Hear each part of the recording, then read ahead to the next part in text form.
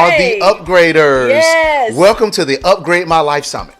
You're here and we're excited. We are the world's first challenge-based coaching and masterminding system. And we're introducing it to you. Yes. We're so excited to have you here. So Tanya and I were amped up because we brought together a lot of thought leaders from all over the world. They are going to upgrade you to the next level in their area of expertise. Yes, absolutely. Yeah. I could not be more excited. It feels some kind of good to be here right now, to have all of you here with us on this evening and over the next couple of days. We want you to prepare yourself for what's about to happen. There's going to be ultimately an upgrade that's going to come in your life. Prepare to be challenged. Prepare to have your mind think. Prepare to do some reflection. Prepare to do so many things that's going to help you to advance in levels in life that you desire and what you've been going after. That's why you're here. What made you say, I'm going to register for that? There's something that you're looking for. And I'm going to tell you right now, you're going to find it. You're going to get it. It's going to be a blessing to you. And we cannot wait to get started. Yeah, absolutely. So listen, let's go ahead and set the expectation. Go ahead and grab pens and notebooks. Yeah, notebooks. Because there's going to be a lot of information that's going to be coming at you from these thought leaders. You want to make sure that you're prepared. Now, as Tanya mentioned, look, share the link, right? Share the link. Let people know that they are live. The Upgraders Summit is live, and you guys want to make sure that you get chimed in. We're excited for what you're going to get, and we're going to be checking in with you periodically during the conference, okay? Yes. All right, so listen, welcome to the Upgrade My Life Summit. We are here, we make change to your life in every way. We expand on your mind, so you're never the same. In your health, in your wealth, in your body and soul, pushing you to live life completely whole, so you grow and achieve all this purpose to be. We expect nothing less, no more mediocrity. The upgraders, the upgraders, the upgraders, the upgraders,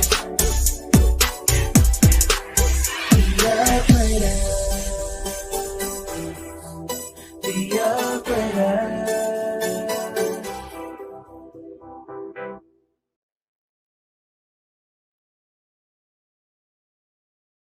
Hi, everyone. My name is Dexter Scott. I'm Tanya Joyner Scott. And we are the Upgraders.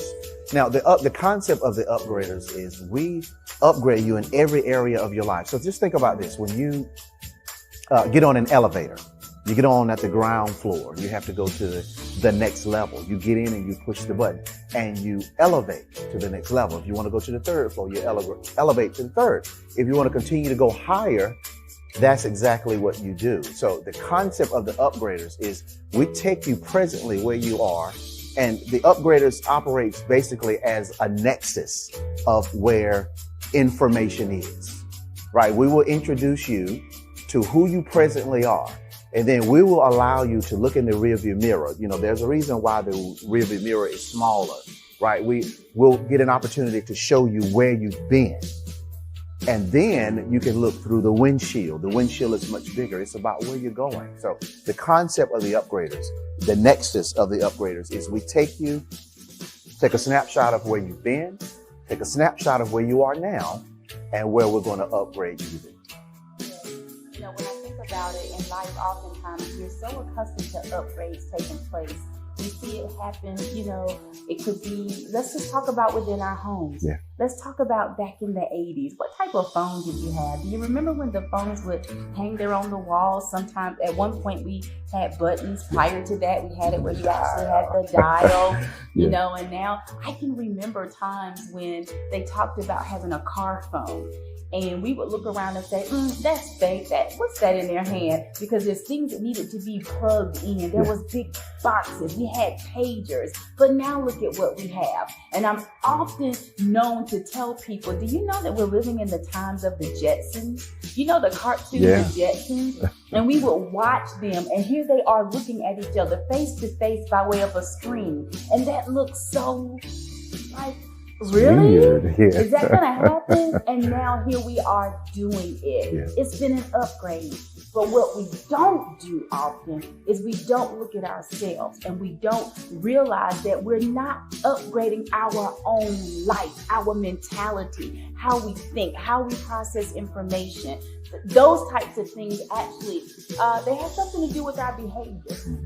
It causes us to begin to behave differently, resulting in several upgrades throughout our lives. Really, my mindset are one of the things that we cover. So basically, when you think about your mindset, your paradigm, where did your thinking come from? Right? How did you learn how to tie your shoes? Which shoe did you tie first? See, all of that is an example of your programming, your paradigm, what you were introduced to even as a child, and you grew up with it. So what is your paradigm? And what we believe at the Upgraders is that your paradigm shapes your reality.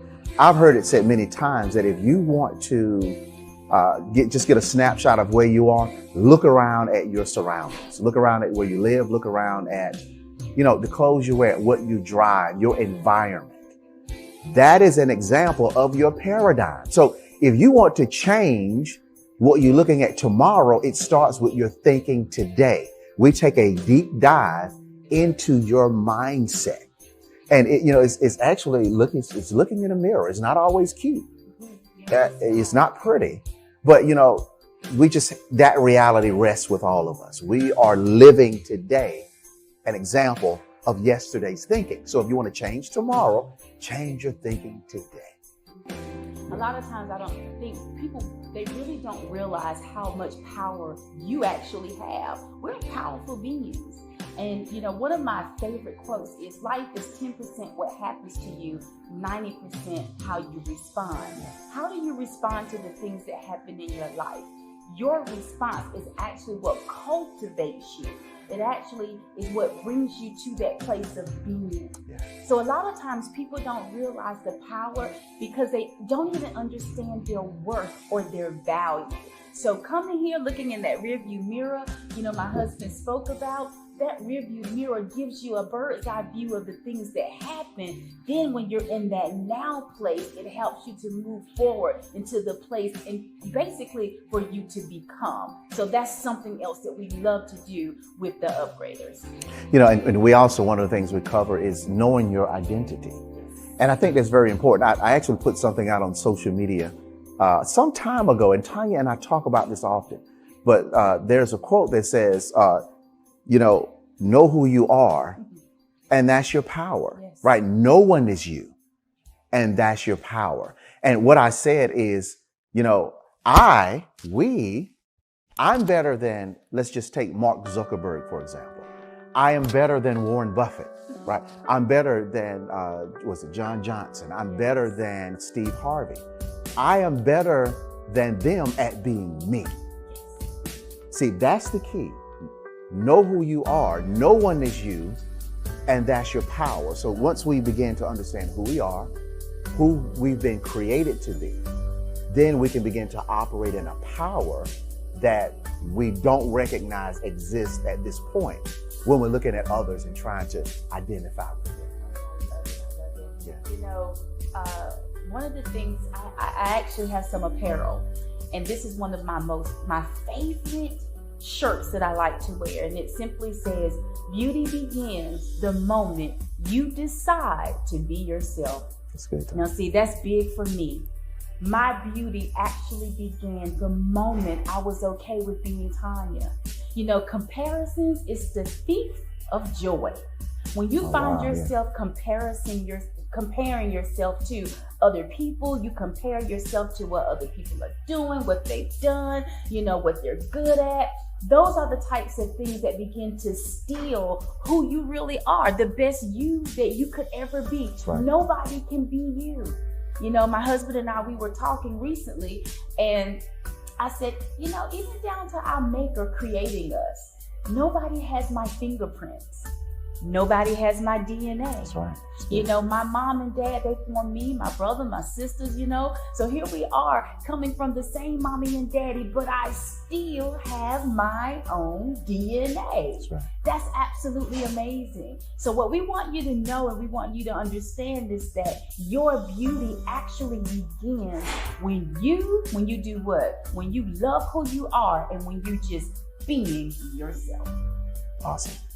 You know, and I think another thing that we hone in on is failure. Mm-hmm. That's a biggie. Yes. Because see, you know, Samuel Beckett said, have you ever tried, ever failed? It doesn't matter. Try again, fail again, but fail better. And see, think about that. We were not introduced to these concepts in school. Tanya and I both are college educated and went to school. That was not introduced to us. Failure as actually being a good thing. So you think about failing, you know, think about it. No young child ever decided to walk and fell down 50 times and said, I give up. It didn't happen. Nope. They kept going and now they're able to walk. Now they're able to ride a bicycle. All of these concepts start with trying and failing. So Samuel Beckett was spot on when he said, fail and fail better. So at the Upgraders, we teach the concepts of, hey, it's okay to try, it's okay to fail. You know, keep going. You know, that's the concept. Keep going. I've not tried. I've not failed. I just found 9,999 ways that didn't work. That's Thomas Edison. He just kept going. And that's what we do. You know, recently, my nephew sent a little video clip of his son to us on a family thread that we have. He's learning to walk. And so we talk about this a lot, but let me tell you what I actually observed. Here I see his grandfather, my brother-in-law, says, okay, come on, Cam, and he sends him on his way. And Cam begins to take steps, and he's so excited. Well, he took a step. Next thing you know, he was like, and I'm looking at the expression on his face, and he's like, but then he said, got it together, and that expression came back of joy. He began to take those next steps again. And it really taught me something. It was like ministry for me. Because what I actually watched, I watched him say, I can do it. Let me give it a try. Let me put forth effort. But then he hit a hiccup in the road. He felt like his balance was off a little bit. How many of you sometimes get started with something, but then your balance gets off? You're like, oh my God, can I really do this? Is this really for me? See, those are the types of things that could have been flashing in his mind. But what do? You resist that. You resist it. And then you say, let me take another step anyway. Maybe he started with a different foot this time. Maybe he looked in a different direction this time. Whatever he decided to do, he kept going, resulting in him ending up in the destination that he was going after all along because he didn't quit. I want you to know something. And this is something that we've learned. Typically, and Dexter, you kind of was talking about that a little bit. I think in life, there's something inside of us already built in to not give up. Giving up is a learned behavior. Yes. There's some things that we're unlearning here when you... Oh my goodness, Mr. Trevor Ott. I tell you, from the first moment that we met Trevor, our lives started changing. It really did. It really did. I remember sitting in that room in further up, I think it was in North Raleigh, but it was a hotel that we went to that night. I believe it was out in Briar Creek. And there we were, and we were just seated around a table. There was food they brought to us. And then he stands up and he begins to walk around that room. Yes, he did. And as he began to release, I'm sitting there, I would look over at Dexter like, who is this? Who is this guy? Who is Trevor Ott? And that is when our relationship started. And I'm telling you, it's an honor to have him here tonight. To be able to do what? Open up the conference, being our first keynote speaker. We could not have asked for a better person to open us up. And we're so grateful that he's here with us on tonight. Absolutely. So this is what we're going to do, right? I'm going to read just a little bit about Trevor so you can know who is getting ready to come before you. Now, he's been called the $1 billion brand man. That's deep. $1 billion brand man. Okay, let me read just a few lines, then we're going to get started. Trevor is as brazen as he is brilliant. He is the automation and marketing mastermind behind some of the most remarkable sales, business, and thought leaders in the world. With a revolutionary formula of cutting-edge technology, sales methodology, and global reach, he has devised campaigns that have generated multiple millions of dollars for his clients. His 2019 roster already reads like the Success 25 or Forbes 100, and the year is still yet to arrive. The years are still coming, and he's still building on his brand. Listen, if you give him a whiteboard and a pen, Trevor will erect an empire, map out your message to movement, and catapult you into expansive ocean of opportunity. Yes. One overflowing with revenue, impact, and power. Ladies and gentlemen, we introduce to you Mr. Welcome to this event. Welcome to being able to start the process where you're going to really upgrade your life, upgrade your relationships, upgrade your bank account, upgrade your destiny. And I think if we were all really to just really take a poll, we would honestly say that we're all due for an upgrade. What's really interesting is I got my trusty handy dandy iPhone here, right? And usually once a year, I go in and I upgrade my phone. And we expect literally to upgrade our phones and to kind of upgrade our cars every so often. But one of the things that I find is that many of us, we don't really upgrade our lives. We really don't take the time to upgrade our relationships. We just kind of let them go on and we just go with the status quo.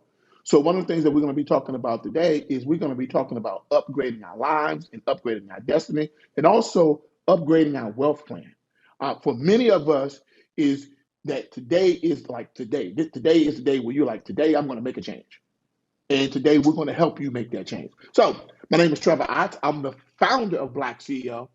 And we're going to be talking about tribonomics today. We're going to be talking about tribonomics. We're going to be talking about the new business plan. Now, when I say business plan, some of you, when I say business plan, I'm talking about a business plan, especially if you're in business. But for many of you, I'm talking about having a plan and making sure that you mean business with your plan. See, sometimes in our lives, there are things that we're doing, and you say to yourself, she means business. You say to yourself, he means business. I want everybody to type into the comment section below. Just type it in. I mean business. Type into the chat. I mean business. And so that's literally what we're going to be talking about today. So let's establish some ground rules. First rule of first principle. I don't want you to write this down. Why? Because note takers are money makers. Note takers are action takers. And the first action that you will see a money maker make or take, right, is you'll see them take notes, right? And so if you're not taking notes, you don't mean business. You're not serious. So here's the big note for today. Wherever you are in life, your mind got there first. Wherever you are in life, your mind got there first. So what does that mean? That means that if your mind is not there, you ain't going either. See, I like what Delatore McNeil said. He said you had to see it before you see it, or you will never see it. You got to see the thing that you want to have happen, right, before it happens, or guess what? It'll never happen. And see, for some of us, we're not having a visualization experience with our lives. We're not having a visualization experience with our relationships. We're not having a visualization experience with where we're trying to get. We're not having a visualization experience with our bank account. You got to see it before you see it, or you'll never see it. Wherever you are in life, your mind got there first. And literally, the purpose of today's conversation is to put your mind in the space and the place where you want your results to show up. To put your mind in the space and the place where you want your bank account to show up. To put your mind in the space and the place where you want your results to show up. To put your mind in the space and the place where you want your upgrade to show up. Why? Because wherever you are in life, your mind got there first. Rule number 2, wherever you are in life, you are in harmony with people who are there also. Wherever you are in life, you're in harmony with people who are in the same spot.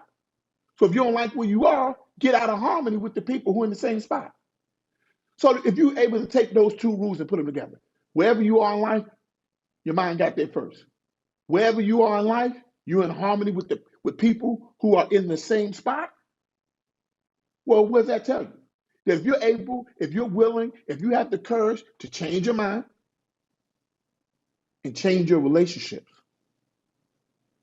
you can change your life. You got to change your relationship with money. You got to change your relationship with your loved ones. You got to change your relationship with your mentors and your coaches. You got to change your relationships with the people that you call friends. Because wherever you are in life, your mind got there first. And wherever you are in life, you're in harmony with people who are there also. And so for some of us, we're literally locked into an old mindset, stuck in old relationships, and we wonder why our life has not changed. So the purpose of today's presentation is to transport your mind to the space and the place where you want your revenue to show up. Because today we're going to be talking about wealth. Why? Because for many of us, our wealth is the economic engine for the things that we care about. We care about our families. We care about our children, our wives and our husbands, and our mothers and daughters. And some of us, we got real responsibilities out there. And your wealth is the economic engine that allows you to take care of the things that you care about. So when we're talking about vision, right? Because here's the thing. I want everybody I'm gonna just break this down for just a second. I hope by now everybody got their pens out and you taking notes. We started this thing out with saying that wherever you are in life, your mind got there first. And what has to happen is you got to put your mind in the place where you want your results to show up for your life. You got to have a visualization experience. For some of us, we've been taking classes, taking courses, hiring coaches. We got degrees, but you have yet to actually see it. See it before you see it, or you'll never see it. Let's just break that down. You got to go forward into your future. See it before you see it, or you'll never see it. Come back to your present and take the necessary steps to make the future that you saw show up in your present. And here's the thing. When you go forward into your future and see it before you see it, that thing that you see, that future that you see, that destiny that you see, we call that your vision. And you gotta have three visions no matter what you do. You gotta have a vision for yourself. You have a vision for yourself. You gotta have a vision for your loved ones, and you gotta have a vision for the people that you're called to serve. You can't be a person without a vision. So if powerful people ask powerful questions, because this is not the type of event where you just sit down and listen to a bunch of speakers and get a bunch of motivational hype and fluff. You got to take some real action. So the question is, I want everybody to write this down. What is the vision that I have for myself? We're talking about the vision that I have for myself in 2021, 2022, 2023. What is the vision that I have for myself? Heck, what's the vision that I have for myself just for the next week, the next month, the next year? What is the vision that I have for my loved ones? The people that I feel are special to me. What is the vision that I have for them? And my interaction with them and my relationship with them? What is the vision that you have for the people that you call to serve? I'm talking about in your career, in your church, in your business. I'm talking about what is the vision that you have for them? Because the vision is the place that you go to see the future. You got to go forward into your future. See it before you see it, or you'll never see it. Come back to the present and take the necessary steps to make the future that you saw show up in your present. See it before you see it, or you'll never see it. See the thing that is yet to manifest before it manifests, or it'll never manifest. Write that down. Because today, for many of us, we came to the party. We came to the event. We logged in. We ready for something that we haven't even created a plan for. We didn't come into the party with a vision. We didn't come into the event with a vision. How you going to upgrade your life with no vision? How you going to upgrade your business with no vision? How you going to upgrade in your career with no vision? How you going to upgrade your bank account with no vision? How you going to get anything done with no vision? The vision is the place that you go to see the future. So as we go on a little bit deeper into today's event, we're going to be working on our plan. Everybody here is going to be working on their plan. Why? Because the purpose of the plan, the purpose of your plan is to finish your vision. The purpose of your plan is to finish the vision. That's all we're here for today. We came to this event to finish the vision. The vision that I have for myself, the vision that I have for my loved ones, and the vision that I have for the people that I'm called to serve. And so that brings us to what we're going to be discussing today. We're going to be talking about building wealth. And I'm going to be teaching y'all a few things about wealth today. Why? Because for many of us, our wealth represents the economic engine, or it is the economic engine for the causes that we care about. It is the economic engine for the loved ones that we care about. It is the economic engine for our purpose. And so I remember when I was really trying to develop my own wealth, and I was just afraid of being poor. I grew up poor and I was afraid of it. I didn't want to go back to anything that looked remotely like my childhood. And many of you can relate to that. And many of us, that's the reason why we work hard. That's the reason why we up with the roosters, right? And we go on to bed with the owls. And so many of us can relate to that. So because I was so afraid of being poor, I literally started putting my mind in the place of fear. And I had to break that.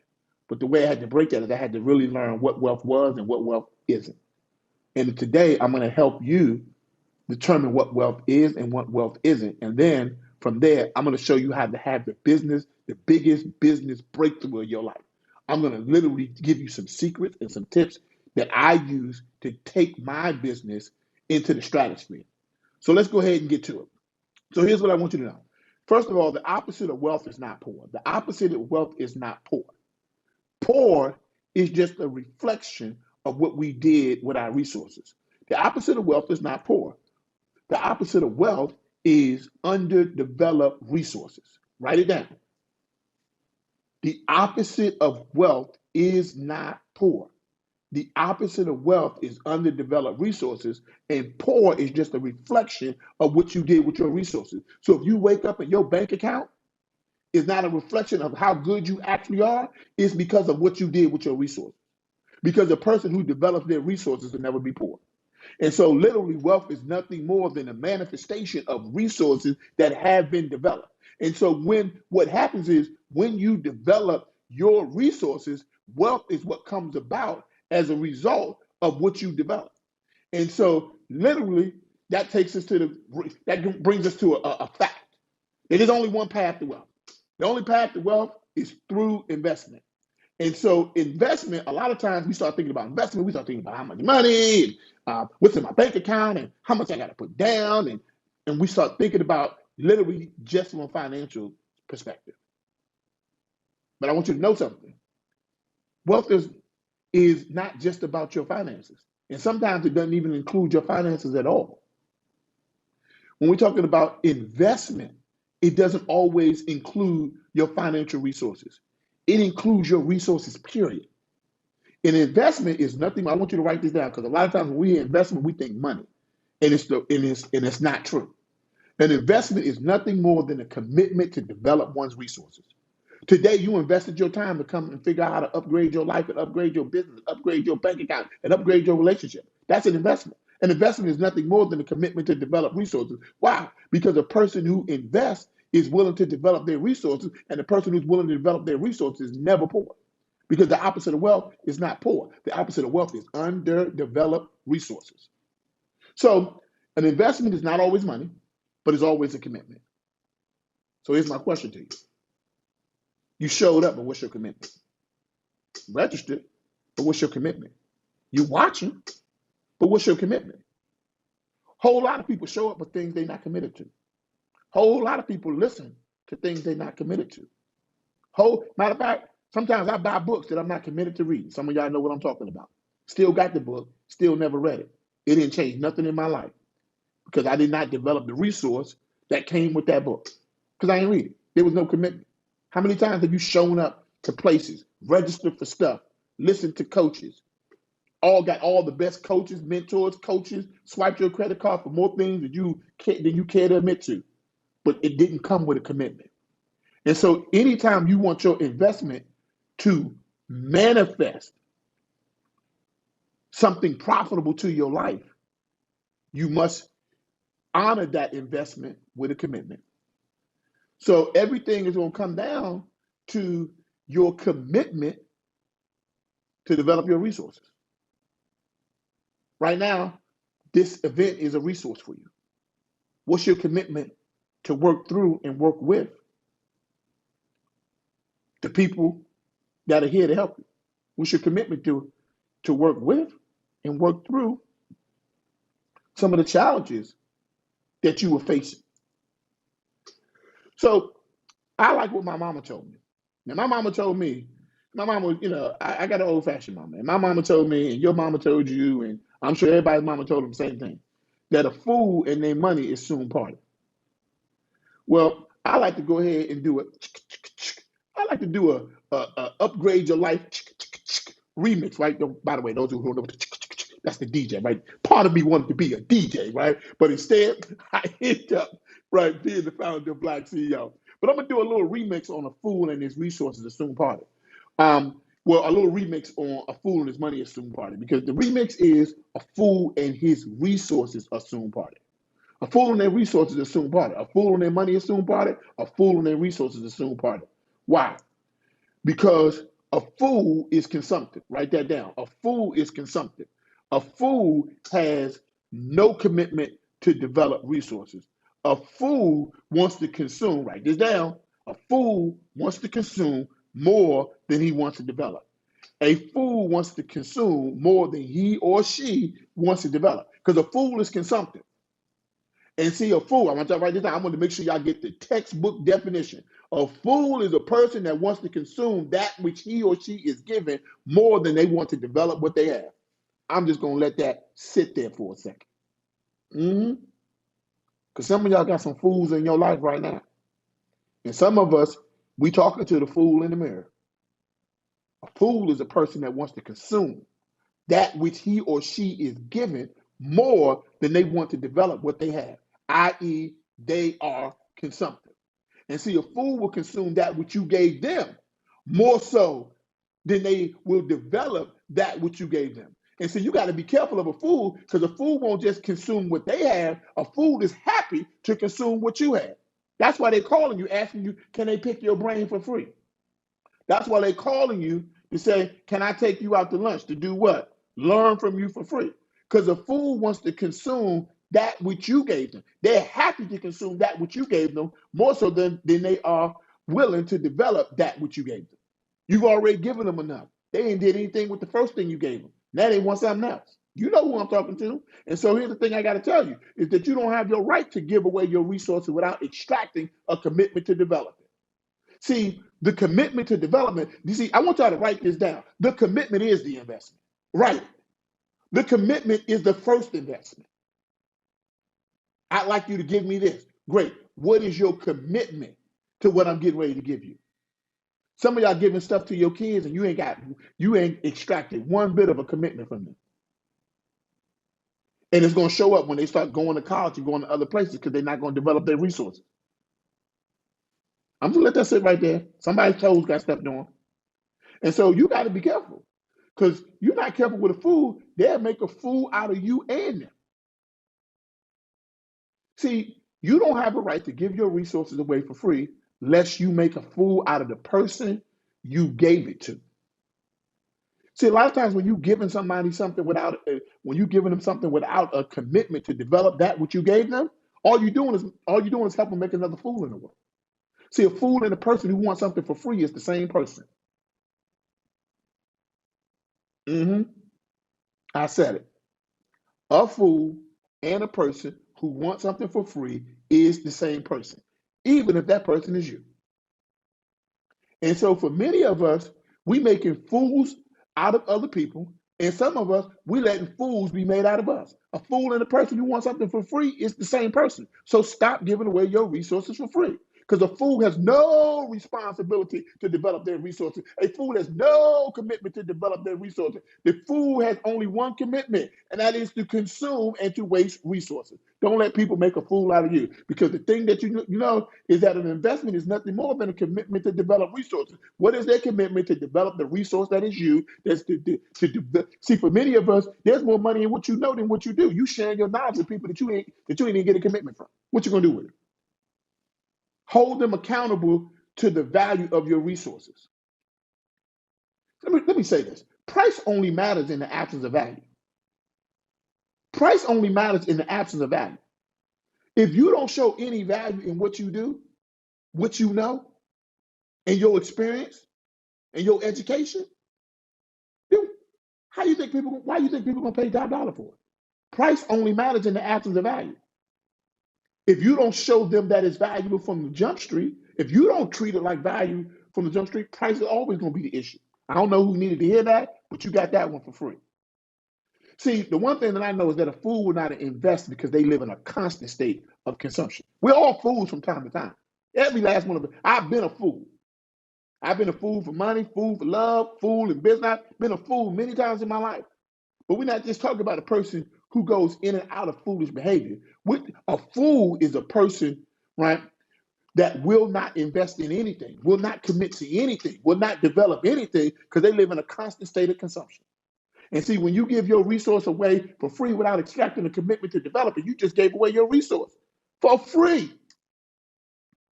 And when you give away a resource without a commitment to develop it, all you're doing is reinforcing consumptive behavior. All you're doing is making another fool. That's all you're doing. See, the one thing you got to know about wealthy people are developmental. Wealthy people are developmental. You look at Oprah, she's developing her resources, right? What she started out as generating income, then she went from there to being known as what we call rich, and then she went from there to becoming known as wealthy. Why? Because she started developing her resource. And the first resource that she developed was her natural talents and her natural gifts and her skill sets, and then developing the people around her. What do you develop? I'm the bad kid in church. So I know all the scriptures, and I know the one that says be fruitful and multiply. And he wasn't talking about have a bunch of kids. It was talking about the fact that you have a responsibility to develop and multiply that which you've been given, i.e., your resources. So literally, we all got two paths. We can either be consumptive or we can be developmental. And you got to choose. And we got to choose in this moment because that's the reason why I'm here today. That's the reason why I came to this conference. That's the reason why I showed up, because we got to make this decision now. Are we just going to consume this information? Are we just listening? Are we just writing notes? What are we doing here? Or are we having a commitment to develop that which we learn here? This is the moment right now. You got to choose. Everybody in the chat, everybody in the comment. I don't care where you watching it at. I don't care if you're watching it on replay. Decide. I'm either going to be consumptive or developmental. What do you choose? Put it in the comment. Put it in the chat. I don't care where you're watching it. Put it there. Put it on a sheet of paper. What are you going to be? Because an investment is nothing more than a commitment to develop our resources. So I want everybody right now, I don't care who's listening, I don't care who's around you, I don't care what you're doing, I want you to repeat after me. I must invest in myself at the level at which I expect results. Right. I must invest in myself at the level at which I expect results. If you expect big results, you better be coming with a big investment of time, energy, and your money too, if that's what's required. Because I got to invest in myself at the level at which I expect results. Repeat after me, right? Don't worry about who's listening. Some of y'all need to stop worrying about who's listening, and you need to be listening more to yourself. Repeat after me. I must invest in myself at the level at which I expect results. Now we're going to do it all on three because you can see it on the screen. 1, 2, 3. I must invest in myself at the level at which I expect results. Now I want you to just close your eyes for a second. Literally, I know I can't see, but I want you to close your eyes for just a second. And I want you to think about the results that you want in your business right now. Keep your eyes closed. Just listen to the sound of my voice. I want you to think about the results that you want in your life. Just think about that for a second. I want you to think about the results that you want in your bank account. Just think about it. I want you to think about the results that you want in your relationships. My married couples, my singles who want to be married. Think about the results you want in your relationship. Just visualize it for a second. See it before you see it, or you'll never see it. Keep your eyes closed. Have some discipline. I want you to think about the results that you want with your health. I want you to visualize yourself as happy and whole. I want you to think about yourself as successful and fulfilled. And remember that I must invest in myself at the level at which I expect results. You can open your eyes. That result that you saw, it requires something from you, an investment. That result that you saw for your health and wellness, your success and your fulfillment, your bank account, your business, your life, it requires an investment. And so many of us are moving so fast that you swiped your credit card and you thought that was an investment. There's no such thing as swipe and succeed. Even if you did swipe your credit card, it still requires an investment of time, energy, commitment. I, repeat after me, 1, 2, 3. 1, 2, 3. I must invest in myself at the level at which I expect results. That is your mantra, that I'm going to invest in myself because I want big results. And see, for many of us, I come out of the business space, and so I ran across a lot of entrepreneurs who had a hard time trying to sell themselves. I ran across a lot of career professionals that had a hard time trying to sell themselves. I ran across people who were trying to get into relationships and they had a hard time trying to sell themselves, right? And so here's the thing I'm going to give everybody a note, right? Is that people ask me all the time, Trevor, how much does that cost? And I always tell them, there's not a cost, but yet there is an investment. There's not a cost, yet there is an investment. See, I'm going to help somebody out here. See, when you're engaging in a sale, all you're doing is allowing the person to invest in themselves through the products and services that you offer. All you're doing when you're engaging in a sale is allowing a person to invest in their business through the products and services that you offer. All you're doing is allowing people to invest in their lives through the products and the services that you offer. Stop thinking of it as just a sale. It's an opportunity for them to invest in their lives through the products and services that you offer. And so, no, there's not a cost, but yet there is an investment. And so, see, I invest because I'm not a fool. Write it down. I invest because I'm not a fool. I invest in myself because I'm not a fool. I invest in, if you're married out there, I invest in my marriage. Why? Because I'm not a fool. If you're trying to be healthy, I invest in my health and my wellness because I am not a fool. I invest because I am not a fool. A fool is what? Consumptive. A fool is what? Is not committed to developing their resources. You are a resource. Your education is a resource. Your knowledge is a resource. Your business, your products, your services is all a resource. I invest because I'm not a fool. Remember what we said at the very beginning? Wherever you are in life, your mind got there first. Tell your mind to remind you that you invest because you're not a fool. Remember what I told you at the beginning, that wherever you are in life, you are in harmony with people who are they also. So stop being around other fools, people who don't invest. You start hanging around people that don't invest, you're going to be hanging around people that don't develop their resources. You're going to be hanging around people that will be broke in their life. And you'll be hanging, and you know what they say, if you're hanging around 5 broke people, you get ready to be the 6th one. But you know how you got there? Because you was in harmony with people who refused to develop their resources. I am not consumptive. You ain't consumptive. I write it down. I am not consumptive. I am developmental. I am not consumptive. I am developmental. I develop my resources. See, it's been said all over the world that the number one consumers all over the globe are Americans. And that sounds great. We're like, yeah, woo, America, we're the number one consumers in the whole world.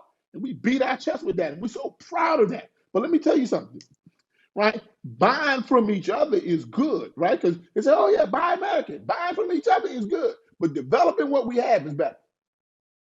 Buying from each other is good, but developing, hear what I'm saying? Developing what we have is better. And see, powerful people ask powerful questions. The question is, what do you have? You have your knowledge, so what do you know? You have your experience. How have you shared it with others to make their lives better? Developing what we have. The reason why I do investments, the reason why I have insurance and a stock portfolio is because I'm investing my resources, which is also my money. The reason why I am getting coached, getting mentors, is because I'm investing my time with improving my life and improving my mindset. The opposite of wealth is not poor. The opposite of wealth is underdeveloped resources. So here's what I'm going to do for all my entrepreneurs out there. I'm going to give you 6 things you need to run a 6-figure business with a 3-figure investment. I'm going to give you 6 things. 6 things you need to run a 6-figure business with a 3-figure investment. Right? Basically, I'm going to show you how to grow your seed. By the way, I like the parable of the mustard seed, right? If you only had the faith of a mustard seed, right? So here's the thing. The size of the seed has nothing to do with the height of the tree. Just write that down. The size of your seed has nothing to do with the height of your tree. So I don't care how much education you got. I don't care how many years you have in your job. I don't care how much money you got in your bank account. It doesn't matter whether you had a silver spoon in your mouth or you grew up in the hood like me. It doesn't matter. The size of the seed doesn't have anything to do with the height of the tree. So let's get to it. Here's the 6 things that you need to run a 6-figure business with a 3-figure investment. You also need these things if you're trying to run a 7-figure business. But these are the basics. All right, so first things first. We have to understand that when you're running a business is not about your labor. And so one of the number one problems that we face as Black entrepreneurs, I can't speak for white entrepreneurs because I'm not a white entrepreneur, but the number one problem facing today's Black entrepreneur is an addiction to our labor as the primary mechanism by which we generate revenue. So one of the first things we got to do in our business, we got to break our addiction to our own labor. And so for many of us, we really not CEOs, we really OOOs. We really not chief executive officers, we really the only operating officer.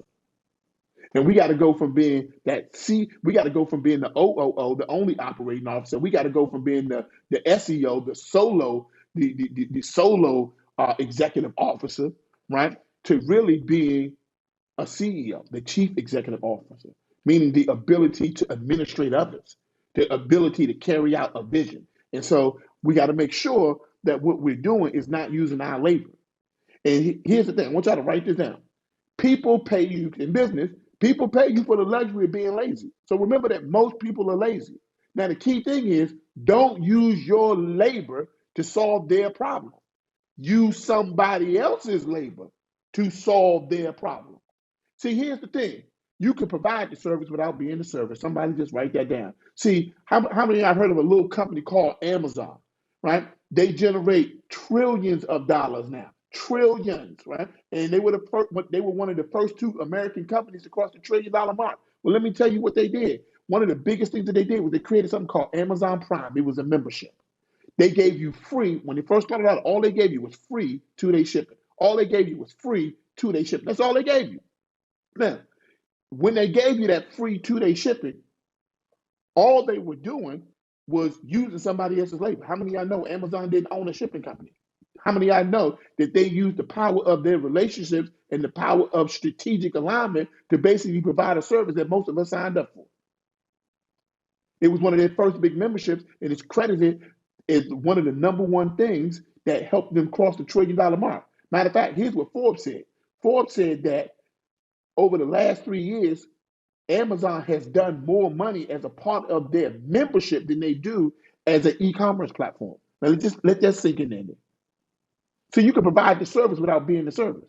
See, they did a partnership with FedEx. They did a partnership with UPS. They did a partnership with the United States Postal Service, and they used that partnership to provide a service.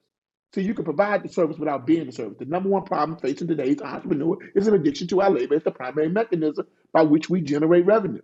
And you got to be willing to break your addiction to labor. So let me help you with that. Let me help you break your addiction to labor. Number one, if you starting out, if you ain't crossed the 6-figure mark, if you still below the mid 6-figure mark, first thing you got to do is you got to start with a graphics team. You see, remember I told you see it before, you see it or you'll never see it? Right. You got to create a visualization experience for the clients you want to serve. Remember I told you got to go forward into your future? See it before you see it or you'll never see it, then come back to the present? and take the necessary steps to make the future that you saw show up in your present, let me give you a news flash. You got to sell the vision and position the product. The vision is the place that you go to see the future. What is the vision that you have for your clients? You got to be able to sell that vision. You got to create a visualization. So number one, if you ain't got a graphics club, look, I put the link on the screen. You go to BlackCEOGraphicsClub.com. I think they got a special running for $1. Hey, do it or don't do it. Here's what I know. If you can't help people visualize the results that you want to create for them in their lives, if you can't help people visualize the success you want to see for them in their life, if you can't help people visualize, you might as well go out of business. You might as well put up a sign. Look, even when we go to a restaurant, we say, let me see a menu. You know what's on the menu? A picture of the food that they want you to buy. And you want to know something funny? Is most of the times we choose the items on the menu that got a picture, and usually the ones that don't have a picture, we like to skip over. Why? Because we're not having a visualization experience with that food. And sometimes, have you ever seen food that looks so good on the menu that you can taste it before you ever order it? Yeah, that's what I'm talking about with that visualization experience. And so here you are going on Canva. Here you are putting some graphics up that basically looks tacky. First of all, we live in the age of the internet. Everything about it is visual. They got to be able to see the result that you want to produce for them in their life. I'm going to get off my soapbox, but I'm going to tell you right now, if you ain't got a graphics team, woe be unto you. So, second thing you need a tech team. Listen, you need a tech team. Somebody that's going to build your funnels, handle your CRMs. If you don't know what a CRM is, talk about your customer relationship management system. You in business, you're going to have customers. You got customers, you're going to have relationships. You got relationships, you're going to have the manager. CRM, right? You need funnels. That's an online process designed to produce a result in your business that is predictable, repeatable, and profitable. Write that down, PRP, predictable, repeatable, and profitable. You know how you go to the bank and they got these little ropes up there, these poles that give you guidance on which line you're supposed to go in that keeps everything in order? That's the same way a funnel works. You got to have an online workflow that produces a result that's predictable, that's repeatable, that's profitable. If your results are not predictable, repeatable, and profitable, I guarantee you, you don't have a funnel. And if you ain't a techie, remember the number one problem with today's African American entrepreneur is an addiction to our labor as the primary mechanism by which we generate revenue. Get your tail off of YouTube. Get your tail. Stop taking all these courses trying to be something you're not. Learn how to hire a team. Learn how to invest in your business and invest in your life at the level at which you expect results. See, here's the thing that I can tell you. Digital marketing, so if you don't know what a funnel is, don't worry, today is your day. Digital marketing is the new literacy. Let me tell you something. A person who does not have the skills of a digital marketer, the person who does not have a digital marketer on their team is the same as a person that's illiterate. Let me tell you something about the pandemic, if you heard of that thing. It turned most of today's entrepreneurs, pastors, preachers, thought leaders, old school entrepreneurs, it turned them into dinosaurs overnight. And now, if you don't know anything about the dinosaurs, that's because the dinosaurs are extinct. But let me tell you something. Not everything that existed during prehistoric times went extinct. That's why platypus and alligators still exist. Why? Because those creatures evolved. And if you don't evolve, you're going to be a dinosaur. If you don't evolve, you're going to be extinct. You don't get a tech team, you're going to be extinct. Hear what I told you. Digital marketing is the new literacy. Get yourself a tech team so that you can start getting involved in the digital marketing of your vision, the digital marketing of your legacy, the digital marketing of your destiny, the digital marketing of your business, your products, and your services. Get busy with it. Number 3, AKA hire a writer, AKA the cash flow copywriter. Right, by the way, so I saw somebody's note. They say, put the link back up. I'm going to put it back up. If you need help with your tech club, go to BlackCEOTechClub.com. They'll hook you up. BlackCEOTechClub.com. We keep your business in the black, right? Number 3, rather, hire a writer. All we doing is going on the internet. You know what they doing on the internet? They are reading your Facebook posts. They reading your emails. They reading your squeeze page, your landing page, your website. You do more writing online than you do anything. And oh, by the way, some of y'all are too smart for your own good. But Trevor, what about video? You know what they do to video? They put closed caption on them. Why? So people who at work can read what's happening with the video without having to turn the sound up. Matter of fact, what they will tell you is most people don't like to make their video just to pop up with sound. It's irritating and they actually consider it an intrusion. They like to decide whether they're going to listen to it. That's why you got to put caption with it. And you know what? Even when you were on camera, you probably wrote a script. You need a copywriter. Now, you can go ahead and play around if you want to, but most of the businesses that fail out there, they got a little graphics person. They got a little tech person. They ain't got a copywriter because they went cheap. I told you, right? The opposite of wealth is not poor. It's underdeveloped resources. You got to invest in yourself, invest in your business, invest in your life, invest in your health at the level at which you expect results. All right, let's keep going. Right? Number 4, right? The big breakthrough. Get yourself a virtual COO, not a virtual assistant. A virtual COO, a chief operation officer. Now you got a team, now you got resources, now you got to get somebody to manage your COO. Let me tell you how to make it work. All you got to do is meet with your COO once every 2 weeks. You know what you do? You go over the vision. You know where the vision came from? Because you went forward into your future, saw it before you saw it, came back to the present, and took the necessary steps to make the future that you saw show up in your present, meaning you came up with a plan. And now you sharing your vision with your COO, and now she is using your team to execute your vision. So you ain't got to be out there micromanaging. So you can go out there and be the real COO. And what she does is every 2 weeks, she goes over with you the results from the previous week, and then she gets the information for the next thing you want to accomplish. Some of y'all keep trying to hire virtual assistants. You don't get out of here with that foolishness. Let me tell you something. You running a business, not a hustle. Now act like a CEO and act like you mean it. CEO of your life, CEO of your business, CEO of your relationship. Take charge and take some accountability for yourself and your life and your business and your family. Step up or step out. Number 5, the bigger breakthrough. Hire a commissioned sales team. Pay them well, pay them fast. Now listen, 100% of nothing is 100%. So on average, you want to pay your sales team about a minimum of 20%. That's what I'm telling you. Pay them about 20%. Pay them well, pay them fast. You don't have a sales team? You see the link on the page? Go to BlackCEOSalesClub.com. Get yourself a commissioned sales team. They don't get paid unless you get paid. How you going to beat that? Biggest breakthrough all. Join a mastermind. Let me tell you why. Wherever you are in life, you're in harmony with people who are in the same position. Wherever you are in life, you're in harmony with people who are there also. So sometimes you got a coach, and your coach is kind of coaching you through, but you need to be in a group of people. You need to be in an iron sharpens iron type of relationship. You need to be in a mastermind.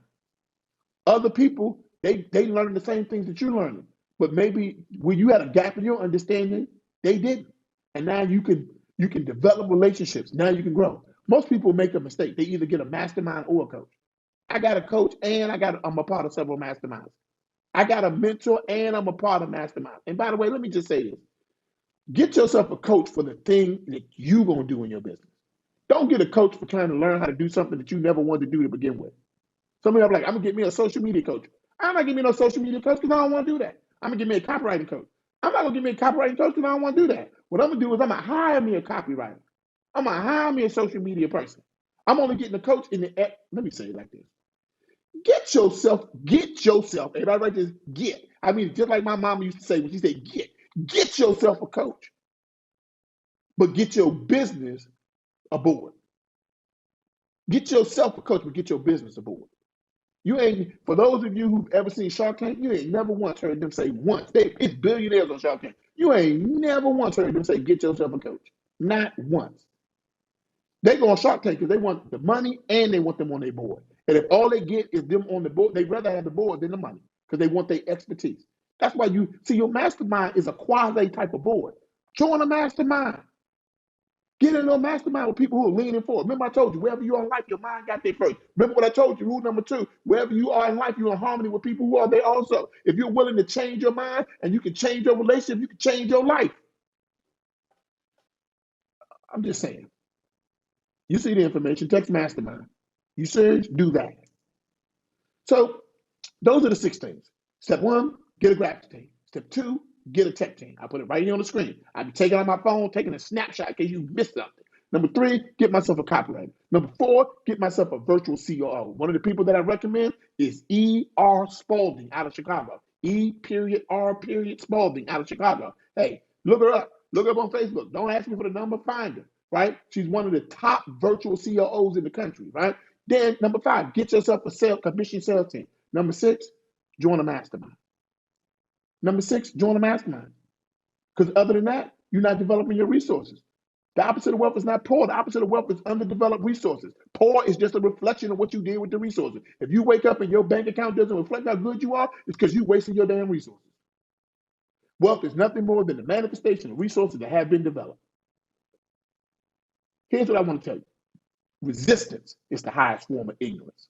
Some of y'all right now, you still resisting, still trying to do it your own way. Let me tell you something. Write this down. Write this down. Emulate before you innovate.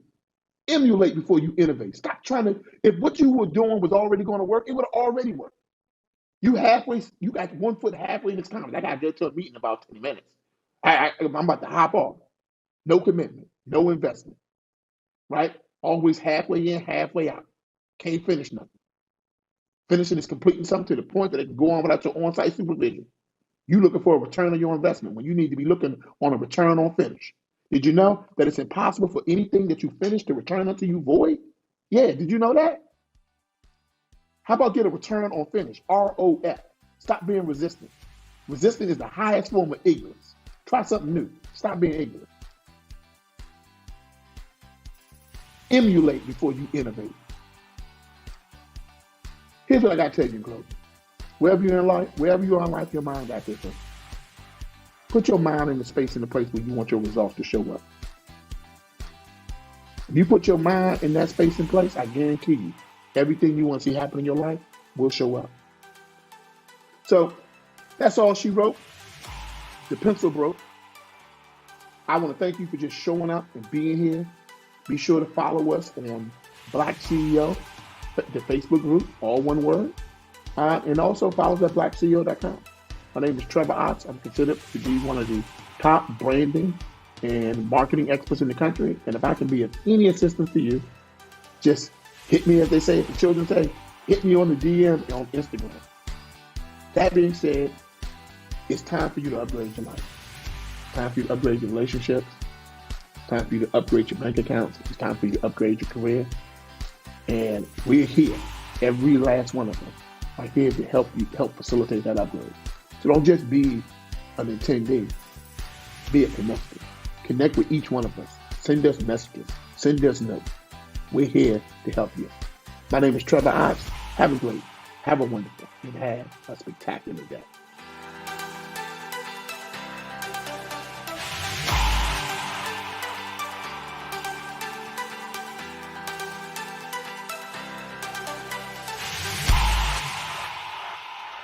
All right, so we know that you're excited, so let's keep it moving. Yes. Next up, we have the confidence coach. The confidence coach. Yeah, Oh my confidence goodness. coach. Tina Moore. Tina Moore. She is absolutely amazing. Even with that, it's been some time ago. I'm so grateful, Dexter. We have been introduced and we've had the opportunity to connect with some incredible people over the years. And she's here with us on tonight, but she's also spoken at one of my conversation camps, which was absolutely amazing. I can still visualize her walking around here. Man, I'm telling you, she dropped it. So I can only imagine what she's about to do with us on this evening. But again, Tina Moore, the confidence coach. When I first met her, it was something about her. We shared a table. We actually spoke on the same platform on that particular day. And ever since then, we've connected. And I love her, you know, and I'm really grateful for her and everything that she does and brings. So what I'm going to do now is just give you a little bit of her background. A little bit about Tina right before we get into it. Yeah. All right, here we go. She says, as a confidence coach, she teaches and coaches emerging leaders and aspiring influencers to gain clarity on their purpose. How many of us need to do that? Clarity. Who out there is looking for clarity on your purpose? She helps with that. She helps them find their audience and show up full of confidence. Now that's a big one. It is. It is. That's a big one. How often do you not feel good about what it is that you're going to do and that you know you're called to do? She's the confidence coach, y'all. All right. So she helps them find their audience and show up full of confidence so they can inspire the millions of people waiting on their voice. Wow. That's powerful. It's powerful. That is powerful. So let Dexter and I get on out the way. Yep. And bring on up to the platform. The confidence coach. A moment to introduce myself. My name is Tina Moore, your confidence coach. And as a confidence coach, I love helping emerging leaders and aspiring influencers to unleash their potential, to figure out who they're called to, and to walk in power they never thought they had so they could boldly show up and serve the audience that's waiting for them. I believe that there are millions of people who are waiting to hear your voice. They're waiting to be coached by you, to be mentored by you, to be motivated and inspired by your story. Some are just waiting for you to show up because they need to see proof that what they want to do is possible. So I hope that this presentation today will inspire something in you to stand up and let your voice be heard no matter what area that's in. I want to take a moment and say thank you to the upgraders for inviting me to participate in this summit. I'm so glad that they've gathered together so many different voices to come and speak to people. I know at some point in time, I've needed summits like this to grab me out of where I was. Let's just face it, it's a place of complacency. It's a place of thinking, what's next? Is it possible for me? Can I do it? And to show you what's possible. Most of us just need a really good push, right? Some of us need a shove, but most of us need a really good push in the right direction, to be pointed in the right direction, and then some motivation, some inspiration, and some actionable steps that will get us to where we really want to be. So I'm more than elated to be here. My session today is talking about how to upgrade your confidence. Who better to tell you that than your confidence coach? So today I want to talk about 4 things that you need to do if upgrading your confidence is something that you need. At the top of every year, we make resolutions and we usually pinpoint areas that we want to work on. And I don't think that confidence comes up quite often. Most of the time, it's our weight. After that, it's probably our money. Some of us eventually we get to the mindset work, right? But I don't think a lot of us pinpoint, you know what, my confidence really needs a boost. And that's okay. I want to just shine a light on some things that may help you make a difference in your confidence, because I believe, of course, I believe I'm the confidence coach, but I believe that confidence is key. I think confidence is so very necessary if you're going to succeed in certain areas of your life. Think about it like this. If God tells you to start a ministry or to answer the call that he has on your life, the very big thing, right, that keeps us stuck, that keeps us from saying yes, that keeps us from moving forward is, can I do that? Me, God, me. How many people in the Bible, their response to God when he called them to do something magnanimous was, me? Are you sure? I want you to think at least one person in the Bible who questioned God. And then I want you to ask yourself, is that something that you've done? To get to my point, confidence is key. And sometimes it's the missing key because we question our ability to do the thing we're called to do the thing that we have this really strong desire to do and be in life, right? And I believe that God places those desires in our hearts because that's what we're created for. That's why we're here.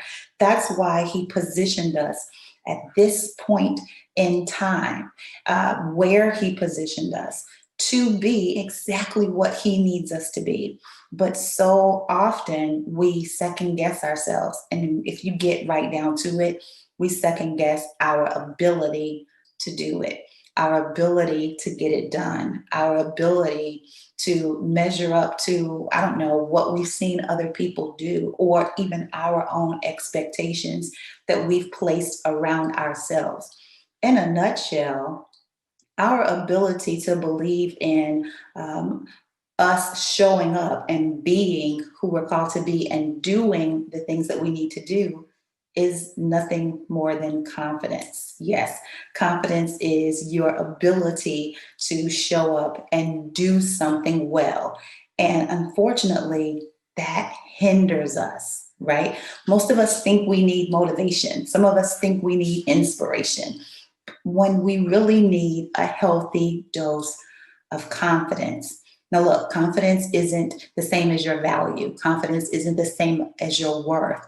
Let's be clear. We're talking about your ability to show up and in ministry, your ability to see yourself do the thing that you're called to do or called to be, and do it in a spirit of excellence and be great at it. So I want to talk about 4 things that you really need to hone in on if you're going to upgrade your confidence this year. Now, again, it may not have even been on your radar. Maybe it was your weight. Maybe it was your wardrobe. Maybe you wanted to upgrade your bank account. But can I tell you that before you can upgrade your bank account, you're probably going to need to upgrade your level of confidence before you can upgrade your business or your brand or grow your movement. That all of those things start with you. And to even dive deeper into that, not only do those things start with you, but you can't build something that starts inside of you. You can't birth something that starts inside of you without it having your DNA, right? That makes sense as it relates to our children. But think about the ministry that's inside of you. Think about the nonprofit organizations, because some of you need to start several that are inside of you. Think about the movements that are inside of you. Think about the events that are inside of you waiting to be birthed, waiting for you to bring them forth. You need a healthy dose of confidence if you're going to do that, because you know what happens? We produce as we are. So if we're shaky then in ourselves, then we show up shaky in business.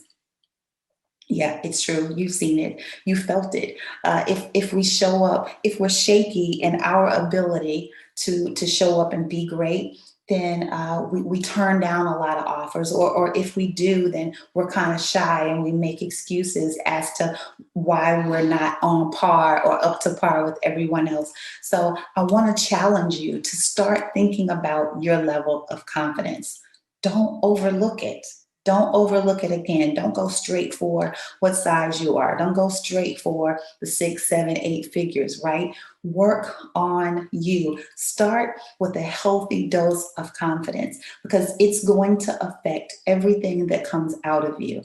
It's going to affect everything that you produce, and it's going to follow you every time you show up. So it's worth working on. All right. So I have 4 things that I want you to consider as it relates to upgrading your confidence. Number 1, I want you to identify the area that you need the biggest boost of confidence. Remember, it's your ability to show up and produce something and be something. So is that, again, in ministry? Is it business? Is it in your relationship? Whatever area it is, I want you to identify it, because you can't work on something if you don't set your eyes on it. So the first thing I want you to do is to really get focused on what you're going to work on boosting your confidence around. So after you've done that, I want you to make a conscious effort to start to unlearn a lot of the habits that you've created around your lack of confidence in that area. Why unlearn, Tina? Well, this is something that I found. Gathering new information is easy. It's easy. It's easy to Google things. It's easy to go on YouTube. It's easy to check out 100 books from the library. Me and my kids do it every other week.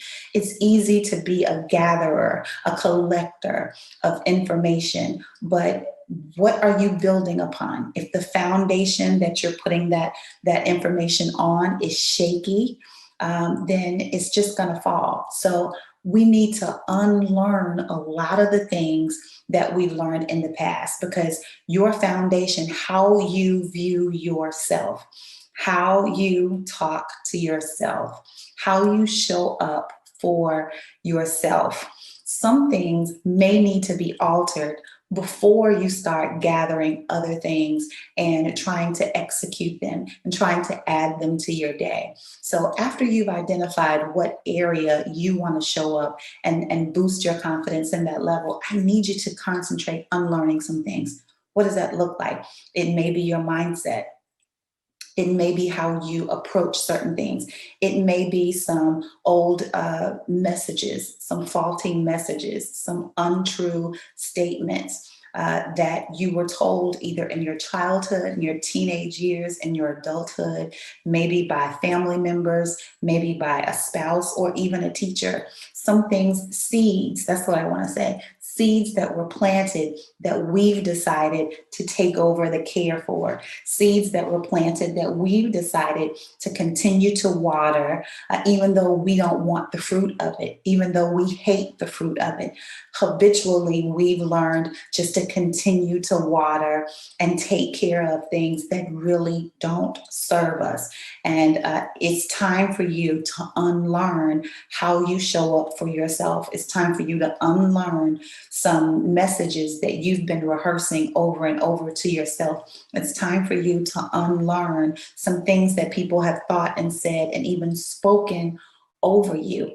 And for some of you, it's time for you to come out of agreement with some phrases, some ideas, some vows that you've made to yourself.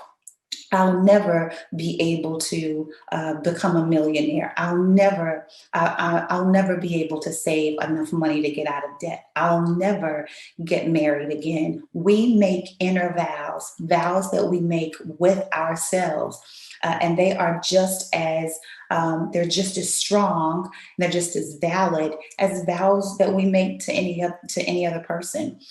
It's stronger, I believe, because you're making it with yourself, and you can't control if someone else breaks their vow to you, but you can control you breaking your vows to you. And you can also control the fact that you will never, right? We go into those inner vows. I'll never be this. I'll never do that. And sometimes that is the very foundation for some things that we don't want in life, right? But we don't trace the things that we're trying to uproot in our lives. We don't trace it back to the inner vows that we've made. So sometimes those inner vows serve as foundational pieces, and everything else that we do, say, and become are built upon those inner vows. So for a moment, I want you to grab some paper, because this is going to be an interactive session, okay? I want you to grab some paper, and I want you to make a column that says inner vows. What type of things have you declared over yourself? What type of things statements have you come into agreement with yourself? And you started off by saying, I'll never. I want you to write them down. I want you to write them down. And then I want you, beside each statement, I want you to write down where it came from. Maybe it came as a result of a breakup. Maybe it came, that thought and that inner vow came as a result of a heartbreak, or punishment as a child, or you dropping out of college. I'll never go back. I'll never get married. Those inner vows. So write those down. And then I want you to go back and find the genesis of it, find the origin of it. And then I want you to come out of agreement with it. Yeah, I want you to break up with it. I want you to divorce it, because there's no way you're going to be able to move forward and welcome the things that you want, as long as you've made inner vows with the things that you really don't want. See, sometimes we make inner vows as a sense of protection. So say, for instance, you're a divorced woman and you tell yourself, you know what, I had a bad marriage, I had a bad relationship. I'll never get married again. I never want to be married. And we make that inner vow and we think it's protecting us from heartbreak, but it's not. It's giving you more of what you don't want. And if you search somewhere inside of you, you'll find, yeah, you really do want companionship. You really do want love. You really do somewhere in there find that you will be a good wife, just to the right person. So what I want you to do is I want you to again, figure out those inner vows that you've made knowingly or unknowingly. And this may take a moment, right? And then I want you to search the origin or the genesis of those inner vows. Then I want you to come out of agreement with it. I want you to say out loud, I no longer take on this thought as my own. I'm renouncing this and declare what you do want. Declare the very opposite of that inner vow. So that's the first thing that I want you to do. I want you to unlearn some things that you've just been automatically doing and not really even paying attention to what you're doing or what you're reaping from your words or your vows. All right. So that's the first thing we're going to do. We're going to first we identify, then we're unlearning what we've gotten used to, because it's probably producing fruit that you don't want. All right. The next thing I want you to do is I want you to unpack. I want you to think of luggage. Think of luggage. Think if you are going to upgrade your confidence, you're probably carrying around unnecessary stuff in your bags. And it's time for you to unpack the things that you don't necessarily need for the next level. This is an upgrade, right? And an upgrade means you're introducing yourself to a new level, that you're making yourself available for better, for what's next, for what's more, for what you've never experienced before. Now, one thing I want you to do as it relates to unpacking is I want you to think of all of the things that are too heavy, are too much, no longer serve you, that you don't want to take into your next. Think of it again, like I said, as luggage. What would make your luggage too heavy? Would that be unforgiveness? Would that be procrastination? Whatever that is, make a list of the things that you want to unpack. And these should be things that affect how you think about yourself. See, no one can show up and tell you how to think about yourself. That's your job. You are the only one who can develop thoughts about you. People can come and plant seeds, but you don't have to plant them. I'm sorry, you don't have to water them, and you don't have to grow them, and you don't have to spend time tending to them, and you don't have to eat the fruit of it.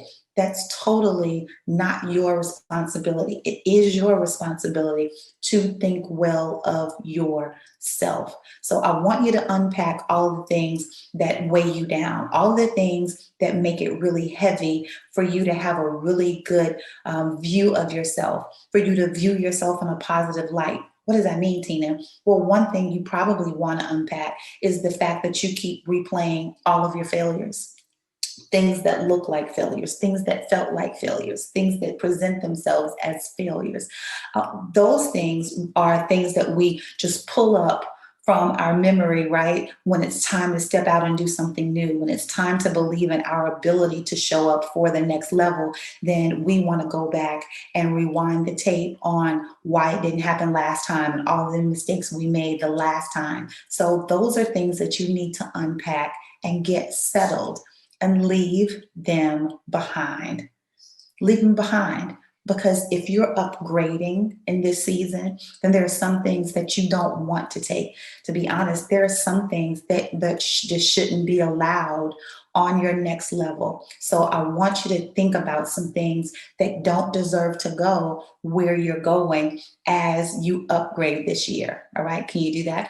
The last thing I want you to do is I want you to start replacing things. We can't unpack and we can't unlearn without replacing those things, right? So as it relates to you showing up and wholeheartedly, let me just say this.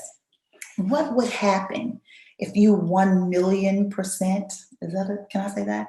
If you totally, inside and out, with no reservations, had amazing confidence around your ability to show up and do what you're designed to do? What would life look like for you? Can you just take a moment and write that down? That if you totally believed in your ability to start that business, to get married, to travel the world, to be a multi-millionaire, to be an influencer, to live debt-free, whatever your thing is, if you had nothing that held you back and you totally believed in yourself, how far would that take you? What things would no longer be an issue to you? That's a good question. What things would no longer be an issue to you? What would you just bat your eyes at, but just keep going? That's where we're trying to get to when it comes to upgrading our confidence. Well, isn't that being arrogant, Tina? Absolutely not. Isn't that being cocky, Tina? Absolutely not. Look, I don't know about you, but my father is the creator of all. And he's pretty amazing, right? He's Alpha, he's Omega, and everything in between. And if I share his DNA, if he calls me daughter, then if he knew me before he created everything, and he decided that I needed to be in this place called Earth, then why shouldn't I think well, not only about my worth, my value, and who I am, but why shouldn't I be 1,000% confident in my ability to show up and do the things that he's created me to do? Because that's why I'm here. Right? I'm here for a purpose. I'm part of his plan. So it's all about rewiring yourself and how you think about yourself. So that's what I mean when it comes to replacing some things. If how you view yourself, that's your value and your worth, has been challenging to you, then I need you to get rid of those thought patterns, trash some of that thinking, and then replace it just like I told you who I am. Tell yourself who you are, not just once, not a one and done, but over and over. Make it part of your life. Make it part of your day. 3 times a day. Stop, pause, remind yourself of who you are. You could be saying, okay, Tina, that's a lot. Really, 3 times a day, stop, pause, tell myself who I am. Yes, more often than that, we stop, we pause. Even we don't even stop and pause. We tell ourselves, I don't think you're going to be able to do this. I'm overwhelmed. There's no way that I'm good enough to do that right now. I don't have enough to get that done. Why did I even agree to this? Why did I step out? This is too much. We do that constantly. So why can't we do the opposite? Why can't we train ourselves to reassure ourselves that we are exactly who we're supposed to be, and we have more than enough to do the things that we're called to do. So this year, not just for the next few days or so, but this year, I really want you to decide to upgrade your level of confidence, because you deserve it. Like, you need this. You need this boost of confidence. And so do the people who are waiting to hear your voice. You've placed things on pause, on hold long enough. So if it means doing these 3 or 4 things in this presentation, get it done, because it can shift the rest of your year. It can shift the rest of your years. But if you stay the same, you'll always get what you have right now. And I don't know if you've noticed, but Tanya and Dexter have come to challenge you to upgrade yourself. So I'm so glad that they invited me to share how to upgrade your confidence with you. I hope you took some really good notes, and I hope you just don't do this once or twice, but you make it part of who you are.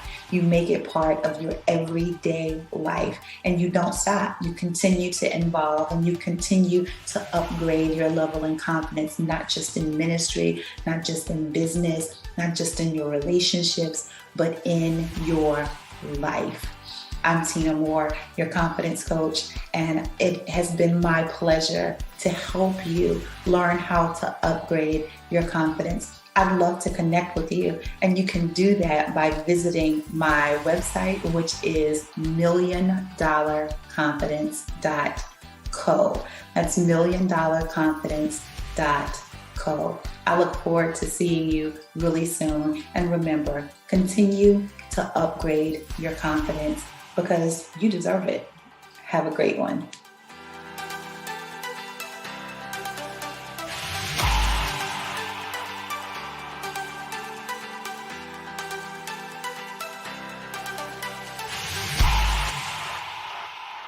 Yes, now this is what we do.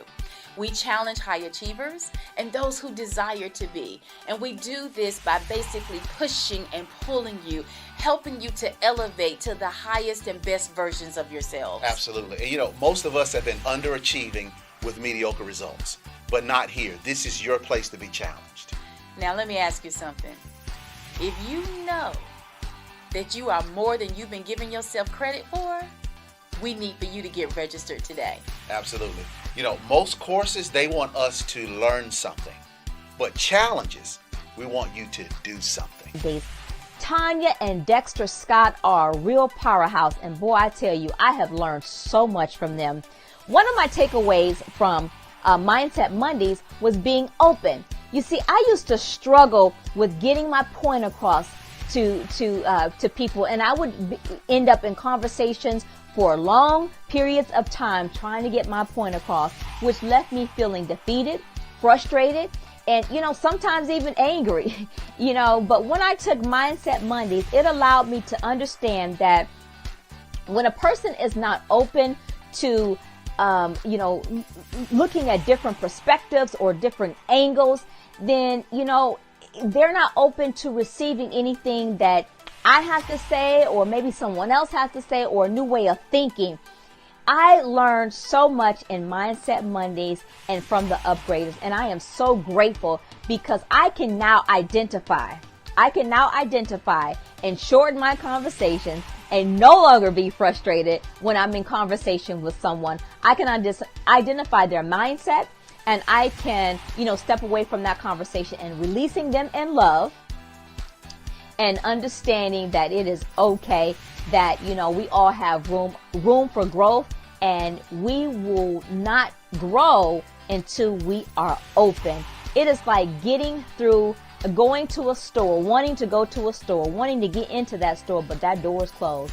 You cannot get in on the other side unless it's open.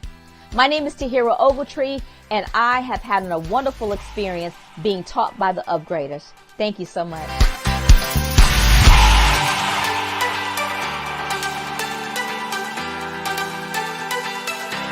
Level. Ladies and gentlemen, we're about to bring to you the millionaire mom herself, Mrs. Lanika Scott.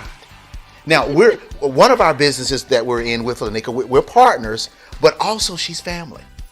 Lanika is our sister in love. Yes. She's married to my brother Greg, and she is a phenomenal leader. I could give you years and years worth of information, but we don't have time for that right now because she's getting ready to take you to the next level, right? She is. Yeah. Oh, it's such a delight. Again, you know, one of the first people we thought about, okay, as well to say, oh, Lanika has got to be a part of this summit. There is absolutely nothing that she hasn't learned, nothing that she hasn't done, that whenever she speaks, she just pretty much brings you always to another level. Her history, the life that she's lived, and all of her experiences, you can feel that when she comes and when she shares on any platform. Absolutely. Her desire at the gut, at the core, is to see people, yes, living their best lives, but doing it all to the glory of God. So let me just share a little bit about her, read a little bit from her bio, just to give you an understanding of who's about to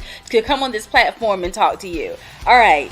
Who is Lanika? She's a first-generational multi-millionaire who not only stepped out on faith, but she also took action. She teaches entrepreneurs how to manifest, take action, and unlock wealth. She's been a wife of 25 years, mother of 6 precious girls. She's a legacy builder, real estate investor, author, prayer warrior. She says, you want to know what I'm serious about? Debt freedom. Come on, y'all. They got rid of it. They got rid of it. And she's serious about increasing her net worth. She is Lanika Scott, and she is the Millionaire Mom. Let's get ourselves ready to hear from her now. Here comes the Millionaire Scott, the Millionaire Mom, coming before you today. And I am so very grateful and also excited that Dexter and Tanya Jordan Scott, the upgraders, would allow me to grace their platform and this summit. I'm really excited for those of you who have invested in yourself. You know, this is a free event, but make no mistakes about it. When you are tapping into a summit, listening to trainers, those that have been successful in different areas of life, it is still an investment because it's time investment.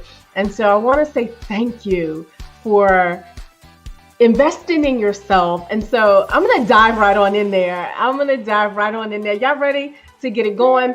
I do hope and pray that you do have something to write with and to write on so that you can take some notes, because we're going to be talking about mindset to millions. Yes, we're going to be talking about the mindset to millions. And so we're going to be discussing some millionaire habits, millionaire thinking, and also millionaire ways. And I got a few shocking statistics that I definitely want to share. And one of them is, did you know that 79% of millionaires, they receive no inheritance at all from their parents? And so that's a myth, because as I was studying and I was looking at a survey that they had posed, and they asked the question to all of these individuals, like, did millionaires receive their inheritance? And like 52% of the baby boomers, right? Those are individuals that were like my mom's age, my mom and my dad's age, right? Could be your parents' age, or you could even be in that category, maybe a grandparent, right? Depending upon how old you are, right? That most people, they thought that millionaires inherit their wealth, but the fact of the matter is most of them do not. And so I know firsthand that you can create your own wealth, and you definitely can transform your mind to receive the millions, because I personally believe too that in order for you to achieve the level of success that you want, it first start in the mind. It does. Before, I want you to write this down, before it show up in your bank account, it's got to show up right here and right here. And really, to be honest, the mind and the heart, they're greatly connected. Well, I'm not training on that, but I am training on the mindset to millions. And so, as we know, success is no easy feat. It's no easy feat. But I would like to share with you some of the principles that I've been able to learn as an entrepreneur throughout the years. And what I mean by that, throughout the years, it's been about 13 years straight where I've been going nonstop, left corporate America, walked away from corporate America. And a short time after walking away from corporate America, was able to build $1 million business. It crashed. And then years later, we were able to build it back up. And so I am a first generational multimillionaire. And based upon these habits that you're going to hear about today, they are habits that I personally live by. Many of them, you can find them in any type of book out there. There's nothing new under the sun. And I know for those of you who follow Dexter and Tanya, you may even hear them share that. But my prayer for you today is that I will say something to you that may be able to unlock something where you say, there's an aha moment, right? And so y'all ready to get on in there. So habit number 1, you have to start by honoring your word. You gotta do what you say you're gonna do, right? You have to. You need to do that. And that is a habit of successful individuals. That is a habit of millionaires, right? They're not just leaving things just trailing behind. They do what they say they're going to do.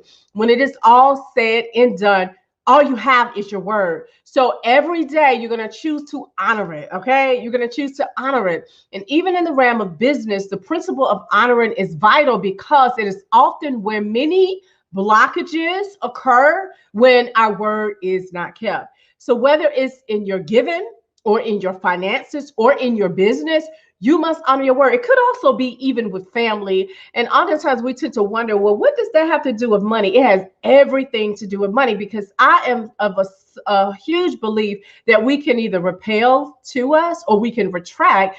But because we're talking about the mindset to millions, we definitely want you repelling. We definitely want you attracting it and not repelling it, right? Let me make it my point again. We definitely want you attracting it and not repelling it, okay? And so there will be a continual flow when you honor your word. And it is foolish not to execute what you have been instructed to do while you are expecting your business to flourish. So you want to make sure that you are honoring your word. What you said you would do, you need to do it. You need to show up when you said you're going to show up. You need to give what you said you was going to give. You need to pay back what you said or who you said you're going to pay back, and developing even that mindset. Well, I've got to honor my word, even with my spouse, for those of you who are married, or even for those of you who have children. That's one of the areas that my husband and I, we've been greatly working on, and making sure if we say we're going to do it, then we do it. Because what it sets a precedence, and it also sets a habit, right? Where you don't leave things undone. And the more you leave things undone, we're just stragglers, just all over the place. It creates chaos.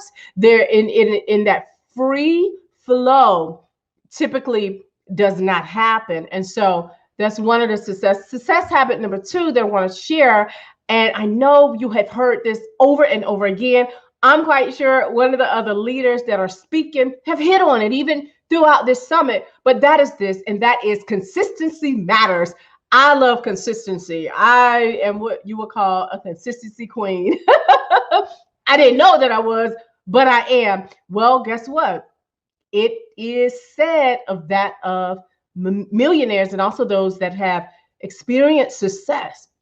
Growth is inevitable when consistency is at work. In other words, it is going to happen. It will happen. It will find you. Success will find you. And this is a millionaire habit, a millionaire mindset that is housed by those that have been successful in business. And when it comes to business, we must understand that consistency, I want you to write this down, consistency yields results. Okay? Consistency yields results. It takes day by day consistency with small actions to build the momentum needed to provoke a shift or even a change and progress within your business and also your life. And years ago, when I was earning only $500, I can't even believe that. Wow. I mean, $500 a month. I asked that mom who left corporate America, and I said, I am going to build a business, and this business is going to work. And I was consistent day in and day out. Every day I would get up, find other moms to connect with that wanted to build a business, and that would add into my bottom line, consistent every single day. And what happened was it birthed in me a quote. And that quote is, success doesn't happen overnight, but success comes from the small things that are consistently done over time. So people are often so inspired just by your consistency and your commitment and showing up. And it makes a huge difference.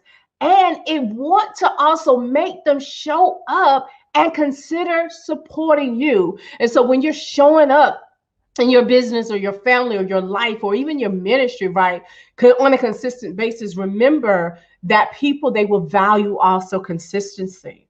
And it is the level of consistency that will draw people in and inspire them to learn more about you, your brand, or your business. Showing up consistently does the following things. I want you to write this down, especially for those of you entrepreneurs that are on here, which I know a lot of you that are on here that are watching this summit. You're entrepreneurs. That's why you've registered. It's going to help you attract more traffic to you. One is going to increase the engagement with your business. So people are going to start engaging, right? It's going to help you establish brand identity and recognizable. So they're going to recognize you. Okay. That was number three. And number four is going to help you even close more business. I've had people that will say, Lanika, I purchased from you or I joined your business just because you've been consistent for the last few years. They had never reached out to me, but a few years after, they're seeing the consistent efforts. They said that they're going to reach out. And that consistency, it follows a mindset of I've got to show up. Okay. So I've got to show up every day. And so I want you to do that. Success habit number three, which also we're still dealing with the mindset to millions, is you have to expand, right? Your growth and grow your mindset in order to be able to grow. You're on here again. I commend you for that, but never stop growing.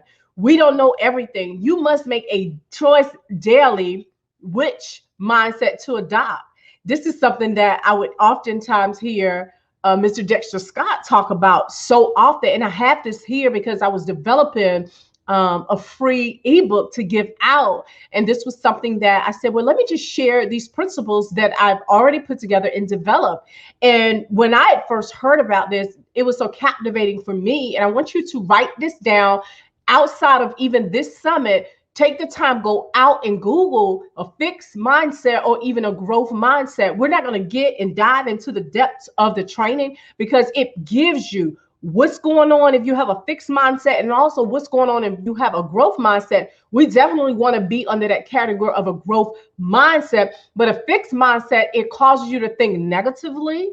Learning something new is a waste of time, or since I failed, there's nothing, it's no use trying again. That's not so. The millionaires, they said, okay, I felt in the air. What can I learn from that? I got to get up and go back again. Then if for some reason I failed, then maybe it was something that I needed to grasp from it, right? What can I have learned? What can I do different from that thing? So even a growth mindset, it motivates you to think thoughts like I'm excited to learn new ways in which I can improve, right? Y'all understand that? Or I choose not to be afraid of taking risks because I have nothing to lose but everything to gain, right? So there is a difference. And so that's one of the habits of a successful mindset, right? I got a little tongue tied because I was thinking about different times when I could have made a decision, right? Am I going to be under the fixed category or am I going to be even under the growth category? But making this decision to stay a part of that growth category would have yielded, and it will yield success unto you. Speaking of success, then the next habit that I want to share with you is habit number 4, and that is taking calculated risk. And that is a principle of a mindset that millionaires have. They take calculated risks and they have in their mind, it's already programmed and trained, right, to take calculated risks. I was on the phone with another millionaire today, and within 10 minutes of the conversation, she started telling me an investment that she made. I didn't ask her a lot of questions. I knew that she was someone that I could trust, but I said, okay, give me the information. I'm ready to also invest in that because I understand that if I invest today, then great could be my reward tomorrow. And so millionaires, they have that mindset where they are quick to take calculated risks. And in business, many times risks are often taken and those risks may not always work, right? They may not always work in your best interest, which is why they are called risk. However, it is worth it because it teaches you perseverance, and you may have to change the plan, but the goal is still the same. And that's one thing that I've even learned. But when you do take risks, the rewards are just absolutely incredible. So millionaires, they constantly have a mindset that they have to take risks. And it's not just one risk of a lifetime, or even 2, 3, 4, 5 risks of a lifetime, but there's different risks that you have to take. Now, definitely there is some balance to this, okay? Let me say that. because we have a responsibility here. There's some balance to it. If you keep taking risks and nothing happens, then you do need to sit back and assess and evaluate. Okay, again, what can I learn from this? Where should I differ? How should I shift? Right? Is there's different paradigm that I need to tap into? But definitely take risks. I love this one, you all. This is the success habit number 5, and the millionaires that I know. And I'm going to tell you, this is one of the stats that we're going to provide toward the end of this training. They take ownership. They take ownership, right? The millionaires that I know are those that even carry a millionaire mindset. They take ownership. They do not blame anyone. Having a firm, unshakable belief in yourself is so important, right? Because everything that you do, it starts with you. All success starts and ends with you. You can't escape it. You can never run from it, but you got to take full responsibility. Because at the end of the day, you have to believe it. Write that down. You have to believe it. You have to execute it, and you have to own it. You do. So one of the things that I share oftentimes as I travel the world and speak, well, when we are out traveling and speaking, is this: if it's to be, it's up to me. Again, if it's to be, it is up to me. And one thing that I wanted to share, I just wanted to pause just for a couple of minutes and just share a story. Something that happened to us that was very financially devastating. So imagine being in the business and you're doing really good, had built $1 million enterprise. The business had generated millions in sales. We had generated about $500,000 in income over the span of a couple of years, right? And which most of the income that was earned over that time frame was earned over the span of about 18 months, right? Doing really good. Husband home, retired him. We're working the business together. And then all of a sudden, bam, that's it, right?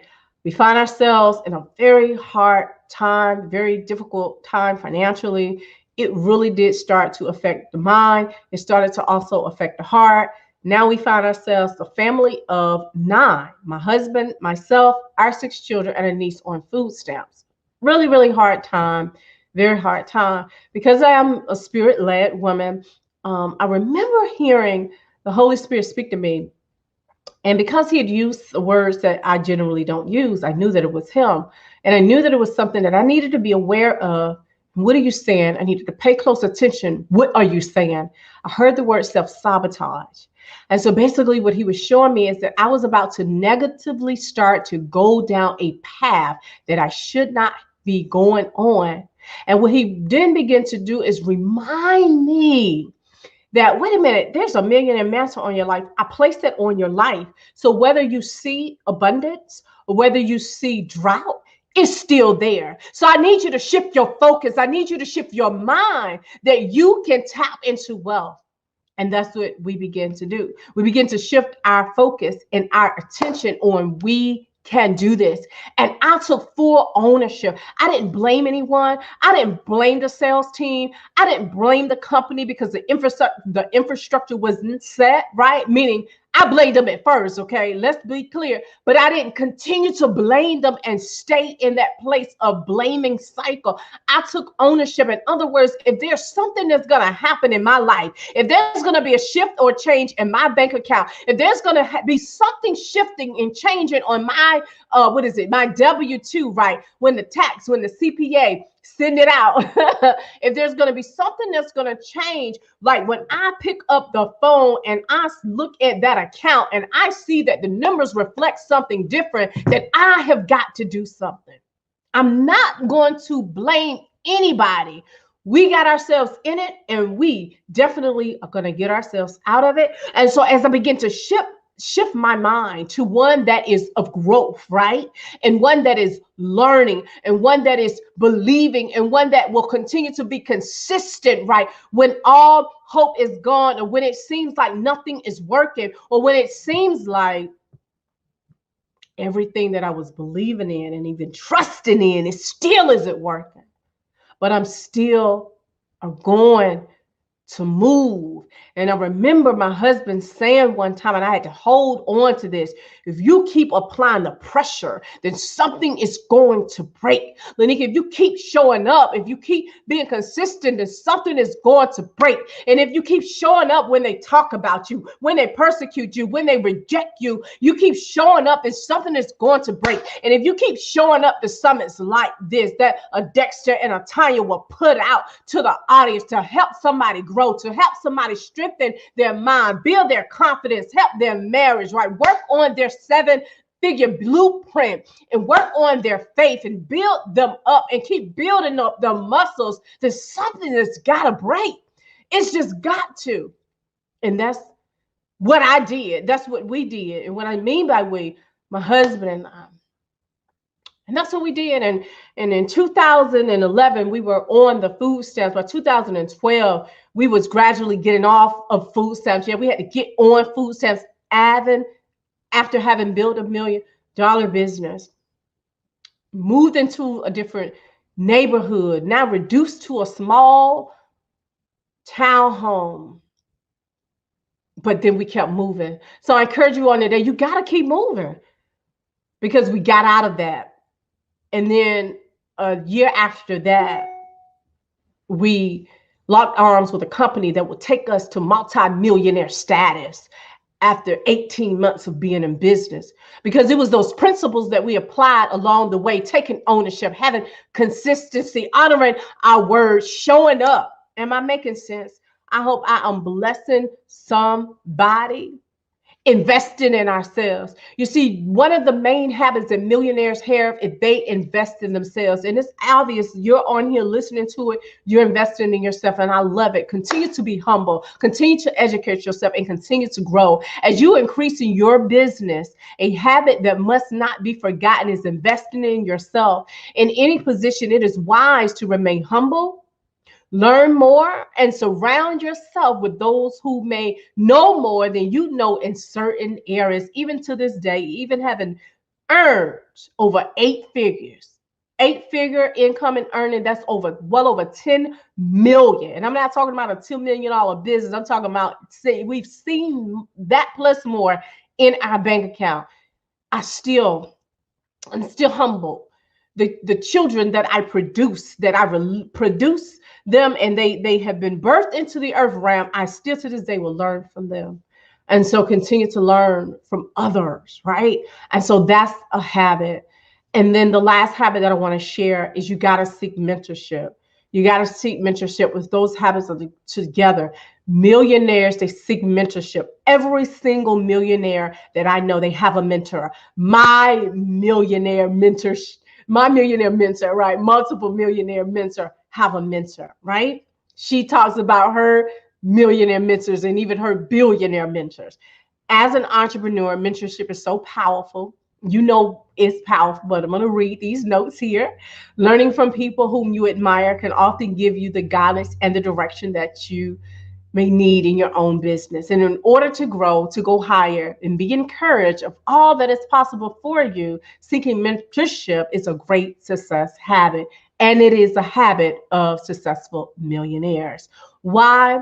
There are 5 different reasons why millionaires are needed. 1, mentors create accountability. We all need accountability. And I like, did you get it done? Okay, you did. Check block. Go ahead on to the next step, because they understand you got to do the steps, do the work, and then the breakthroughs will come. Number 2, mentors, they save you time and also energy. Number 3, they reduce the learning curve, right? So you get to learn things and you shorten that time frame.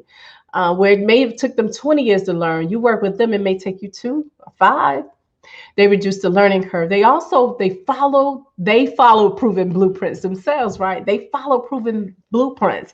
Mentors, they help you avoid costly mistakes. So they do. They help you avoid costly mistakes.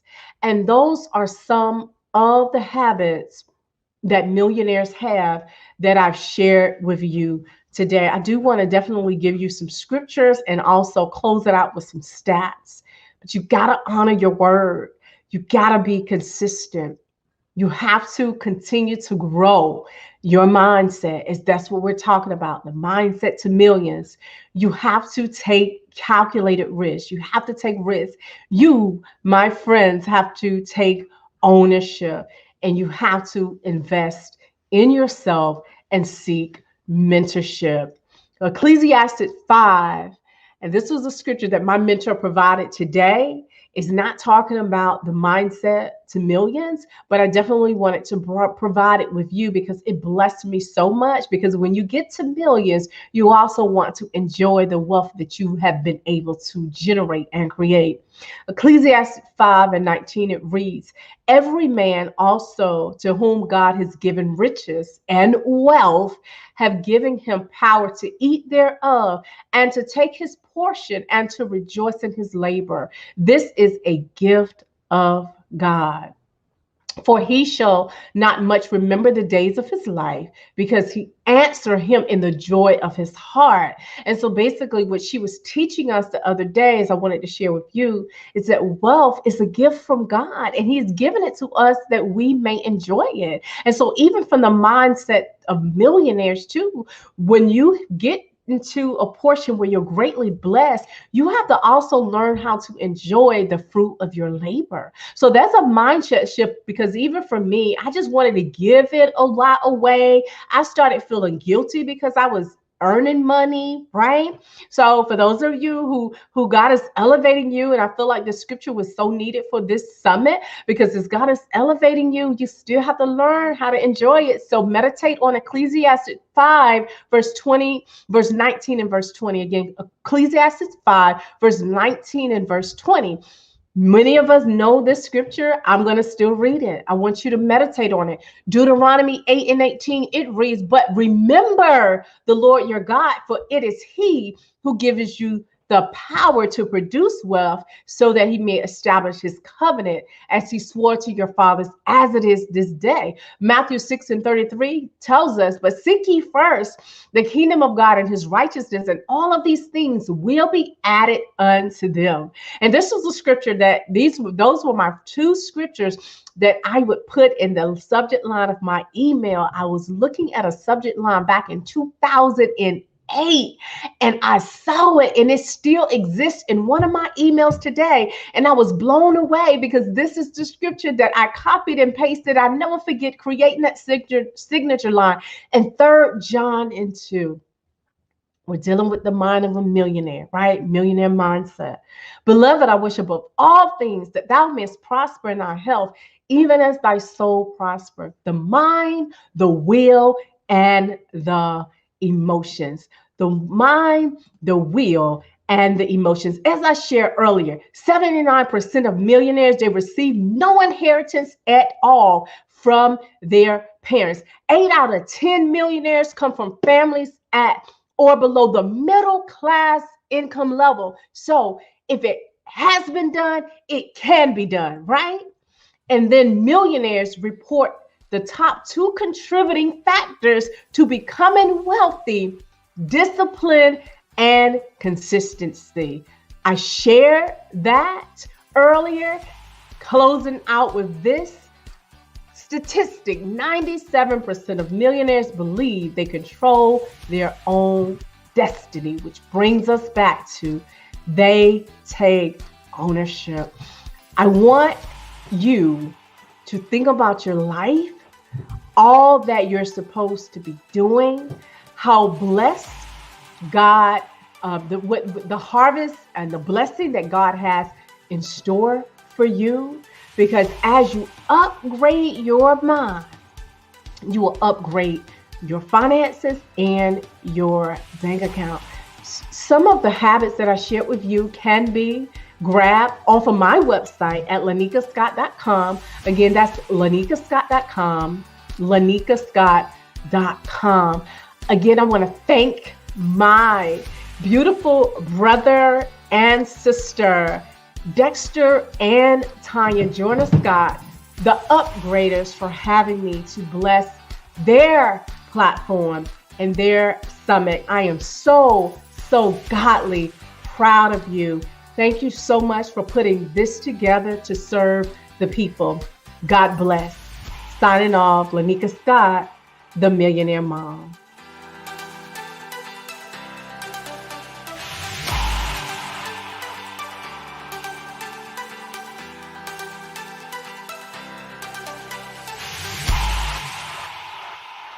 Listen, it's time to shift. Let's keep going. Let's keep bringing you to another level. Ladies and gentlemen, we're about to bring to you the Millionaire Mom herself, Mrs. Lanika Scott.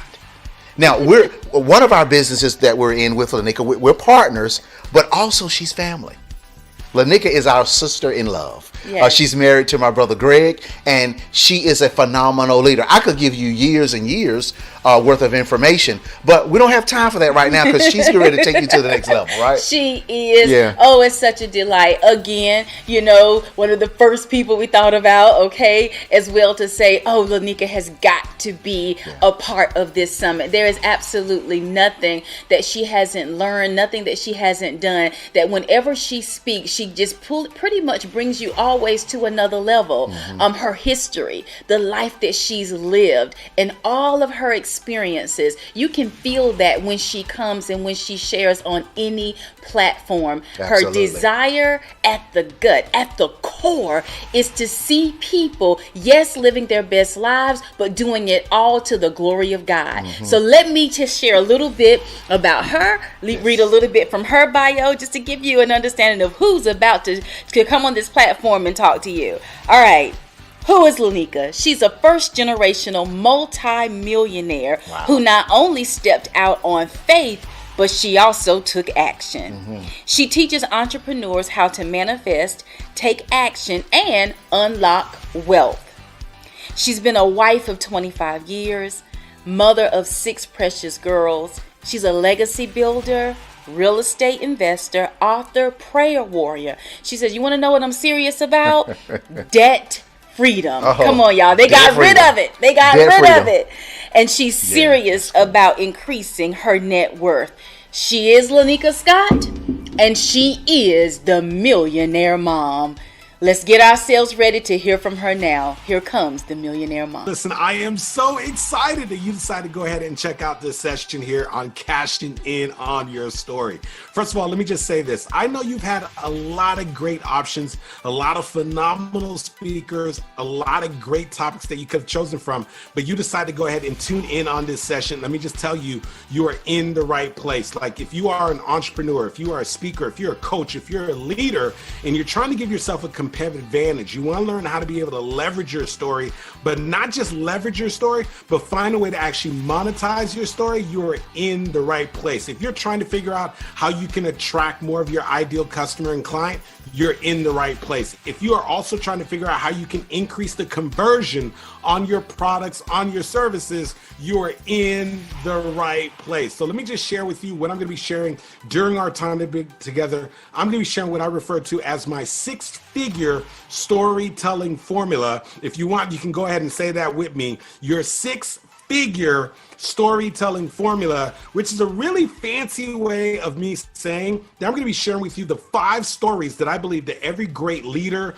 entrepreneur, speaker, coach needs to be able to generate 6 figures into their business or to get to the 6-figure mark as a leader. So whether you are on your way to 6 figures or you already have a multiple 6-figure or even 7-figure business and you're trying to figure out how to bring in an additional 6 figures, this is exactly where you want to be. These 5 stories that most people aren't even aware of the fact that they need are the stories that you need that are going to give you the competitive advantage and really position you to be able to make some extraordinary things happen. Now, for those of you, it's your first time connecting with me. My name is Andy Enriquez. I'm a storytelling coach, speaker, and trainer. I've had the privilege and the luxury of having amazing clients like Office Depot, Bacardi, Pratt & Whitney, Accenture.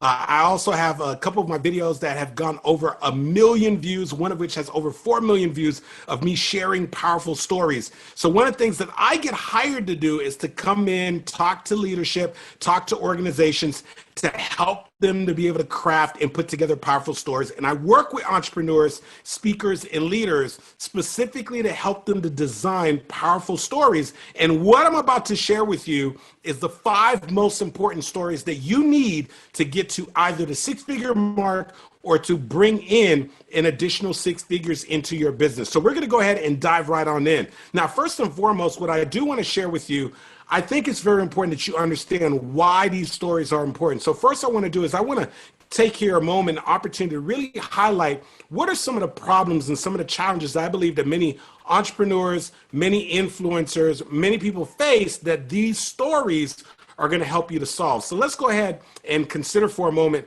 what some of those challenges are, okay? And so the first challenge I want you to think about, first problem that I believe so many people have is that they do have a great product, they do have a great service, but when they get out in the marketplace and they're talking about their products, they're talking about their services, for some reason, something gets lost in translation. There's a lack of clarity. And although they're excited about their products and services, when they share with friends and family, when they share with other people, something is just not hitting the mark. In other words, there's a lack of clarity in their messaging. So do me a favor right now. If you believe that you could do a better job of talking about your products, talking about your services, go ahead and write down number 1. If this is a place that you believe that you can improve in. In other words, if you believe that you can do a better job of talking about your products and your services, or even talking about yourself, if you are in leadership, you still work a corporate job, if you think you could do a better job of communicating your value, I want you to go ahead and write down number 1. Now, here's the second challenge that so many people have, especially for those of you who are entrepreneurs, who are coaches and so forth. You've got a great product, you've got a great service, then you actually get in front of your ideal customer and client. You get an opportunity to get in front of them, and unfortunately, they don't buy. So in other words, you're getting opportunities to get in front of the right people, but even after getting in front of the right people, they just aren't buying. And so if you feel as if you can increase your conversion rate, in other words, do a better job of getting people to say yes to your products and your services, go ahead and write down number 2. Number 2, if that's a challenge that you face. Also, here's the other thing that I believe is a challenge that so many of us face, especially right now, is that oftentimes we know what we should be doing. Like, we know we should be really petitioning for ourselves in our careers. We know that we should be doing Facebook Lives and webinars and podcasts. We know that we should be speaking in front of more people. And we know that we should not just be having one-on-one conversations, but one-to-many conversations, but we refrain from doing so. And oftentimes the reason why we do so is because we lack the confidence. So if you believe that you could definitely benefit from having a little more confidence, do me a favor right now and go ahead and write down number 3. Number 3, if that's an area that you believe that you can improve in. And then 4th, but last final, is this. If you believe that you haven't been doing the best job of really being able to connect with people, enroll them into what you're doing. And the reason why I bring this up is because one of my mentors told me a long time ago, he said, Andy, whatever you do, don't chase the money. Don't chase the money. He said, when you chase the money, it has a way of running away from you. You want to be able to attract it. And I was like, well, how do you attract it? He said, you attract it by making sure that you have the ability to connect with people and that you also have the ability to be able to really make impact, because impact drives income. And so with that being said, I want you to realize this. When it comes to all of these challenges, whether you need more clarity, whether you want to increase your conversion, whether you believe you could do a better job of having more confidence, or if you think you could do a better job of connecting with people and making more impact, if you're curious to figure out, well, Andy, if those are the problems, then what's the solution? Well, I'm glad you asked. The solution in this is super, super critical, and I hope you get this, is the fact that we've got to do a better job of being able to tell our stories, but not just random stories, but specifically to tell stories that allow us to attract our ideal customer and client, stories that allow people to see the value of our products and services, stories that help us to increase our conversion, stories that help us to ultimately be able to attract more people to what it is that we're doing. And so what I want to share with you is what these 5 different type of stories are and exactly what these stories do, so that you can have some level of awareness as to the stories that you need to create so that you can get to the next level in your business, even in this specific environment. So here's what I want you to do for me real quickly. If you are a note taker, I want you to go ahead and write the word solve on a piece of paper. But when you write the word solve down, I want you to write it down vertically. Go vertically down a piece of paper. So the way you see it right now on the screen is horizontal. I want you to write it down vertically. The word solve, SOLVE, solve, baby, solve, solve, solve.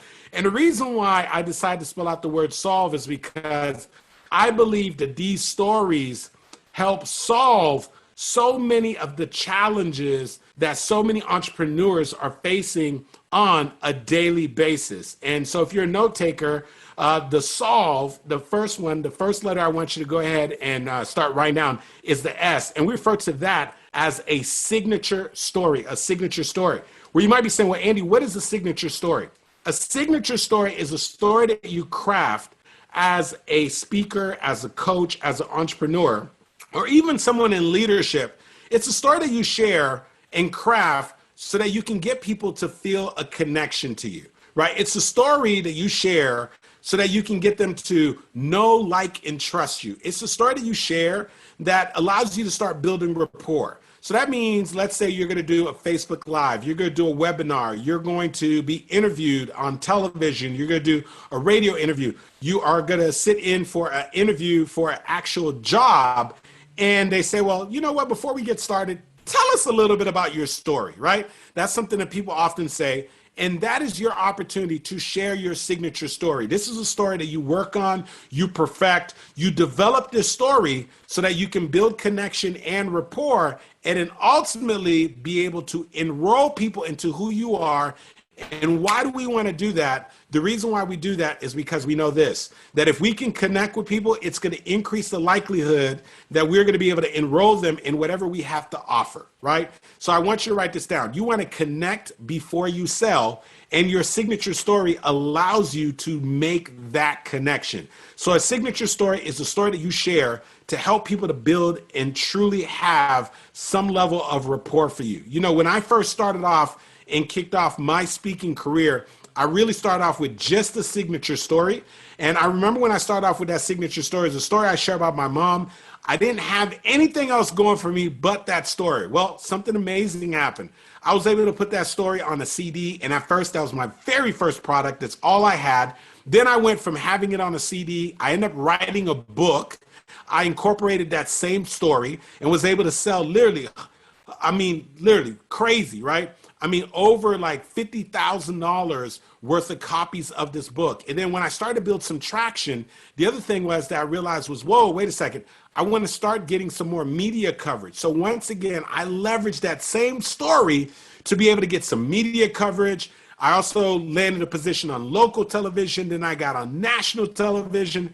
Then I found a way to construct that story and put it together to start delivering keynotes, right? And so today, as I told you, I have clients like Bacardi, Office Depot, Accenture, NASA, right? But I want you to realize this. I started off with just that one story. And I want you to make no mistake about it, regardless of where you are right now, if you can first start off with a signature story, it's going to open doors for you. It's going to allow you to attract opportunities. It's going to allow you to enroll and connect with more of your clients. And then ultimately, it is going to allow you to be able to grow your reach and your level of influence. So you want to make sure that you have a signature story. As a matter of fact, when people ask me of the 5 stories I'm going to share with you, which one they need to start off with, I always tell them start off first with the signature story, because that's the one that is going to give you the most amount of traction. So you got to start off with a signature story. Now, the other kind of story that you need, matter of fact, this is my Goldcast video. If you want to see the story that I just shared with you, you can put my name in on anywhere on the internet, put Andy Enriquez Goldcast. You'll see a video of me sharing that signature story. Right now on Facebook, I think that video has over 4 million views. So make sure you go check that out. The other kind of story that you need is what we refer to as an offer story, What is an offer story? All of us at one point or another, we're going to make some offers. So an offer story is a story that you share. Make no mistake about it. It's a story that you share so that you can get someone who is thinking about buying your products or services to A, see the value of your product and service so that they can make a decision, B, to overcome the objections that they may have in their mind, or C, create a sense of urgency. So an offer story either gets them to see the value, overcome the objections, or create some sense of urgency. But overall, the offer story is designed to help you increase your conversion rate. So if you have products, if you have services, if you even have a nonprofit and you're trying to raise funds, you want to have an offer story, because offer stories help you to increase your level of conversion. Now, the next type of story that you need is what we refer to as a landing story, a landing story. You say, well, Andy, what's a landing story? You probably have some type of content. If you're a leader, if you are a speaker, if you are a coach, if you are an influencer, you probably have some content. Now, there used to be a time in the past where they used to say content is king. I don't know if you remember that. They used to say content is king. Well, let me tell you something right now. If content is king, Google killed the king. And the reason why I say that is because nowadays you can go on Google and find just about anybody's content, right? So content doesn't make you unique. What makes your content unique is the fact that you put your content within a specific story that is unique to you. So a landing story is nothing more than a story that you develop to put your content in so that you can make your content more compelling. Now, why do you want to do that? Well, when you take facts and figures in your content and you put it within a story, it becomes 22 times more memorable. There's a cognitive psychologist by the name of Gerald Zaltman, and from his studies, what they found is when you take facts and figures and you put it within a story, it becomes 22 times more memorable. If you are 22 times more memorable, it's more likely people are going to refer you, more likely that they're going to do business with you, more likely that you're going to be able to influence them. So you want to make sure that you have what we refer to as a landing story. Now, the next type of story that you need is what we refer to as a value proposition story, right? A value proposition story. You say, well, Andy, what in the world is a value proposition story? Where a value proposition story is this. You've ever had an opportunity where you're going to try to influence somebody, whether it's your boss, whether you're trying to influence a customer, a client, a potential donor, and you're going to share with them what it is that you have. And sometimes we make the mistake of making the assumption that whoever we're going to talk to is actually interested in what we have to share. The issue is a lot of times people may not be sold on what you're about to share with them. So a value proposition story is a story that we share early in our presentation, early in our one-on-one conversations to get people to buy into our big idea, okay? So I'll give you an example. Oftentimes when I'm going to deliver a message, let's say I'm going to go deliver a keynote in front of an audience of a couple of thousand people, and I'm coming in there specifically to talk to them about the importance of storytelling. I understand the company has hired me to come in and talk about storytelling, but the people who are in the company may not deem storytelling as being important. So I normally open up my presentation with a story about me getting my first car. That's a picture of my first car. It was a Ford Bronco 2, right? And so I shared this story about how I got my first car and I wanted to be able to find a job so I could pay for the insurance because my mom told me that I couldn't drive the car until I got a job and I could pay for the insurance. And I went to a local grocery store, I filled out an application, and every single time I kept going back in to check on my application with the store manager, he kept telling me, come back in a couple of days, come back in a couple of days. Well, after weeks of going back in and him telling me to just keep coming back, and my car is sitting in the driveway because I couldn't drive it until I could get a job and pay for the insurance. I was so frustrated. I went back to the grocery store like for the fifth time and I saw the store manager. And this time I ran up to him and his name was Mr. Olson. I said, Mr. Olson, sir, my name is Andy Henriquez, sir.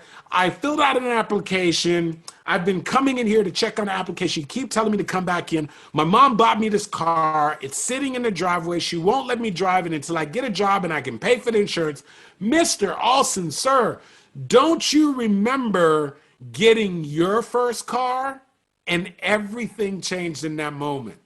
Mr. Olson went to a stack of applications and he flipped through the stack of applications and then he grabbed my application from the bottom of the stack and then he put it on the top of the stack. And then he said, hey, young man, before you can start working here, you got to come into orientation tomorrow which is at 12 o'clock.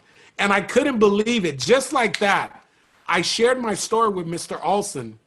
And all of a sudden now, I went from just being an application that was at the bottom of the stack. I went from the bottom of the stack to the top of the stack. And Mr. Olson, who wasn't paying me any attention before, I was able to influence him. And so I learned something very important that day. What I learned is that a story can separate you from your competition. A story can give you a competitive advantage, and a story could help you to get someone to say yes, right? So a value proposition story is a story that you share to get someone to buy into your big idea. My big idea is that stories can give you a competitive advantage. Stories can help you to enroll people. Stories can ultimately help you to hear more yeses. So when I share a keynote, oftentimes I'll open up with that story. And the reason why I share that story is to just get my audience to agree. Yes, stories are important. Yes, stories can help you to be able to influence people. And now that I have them open to the fact that stories are important, now I can get into my presentation.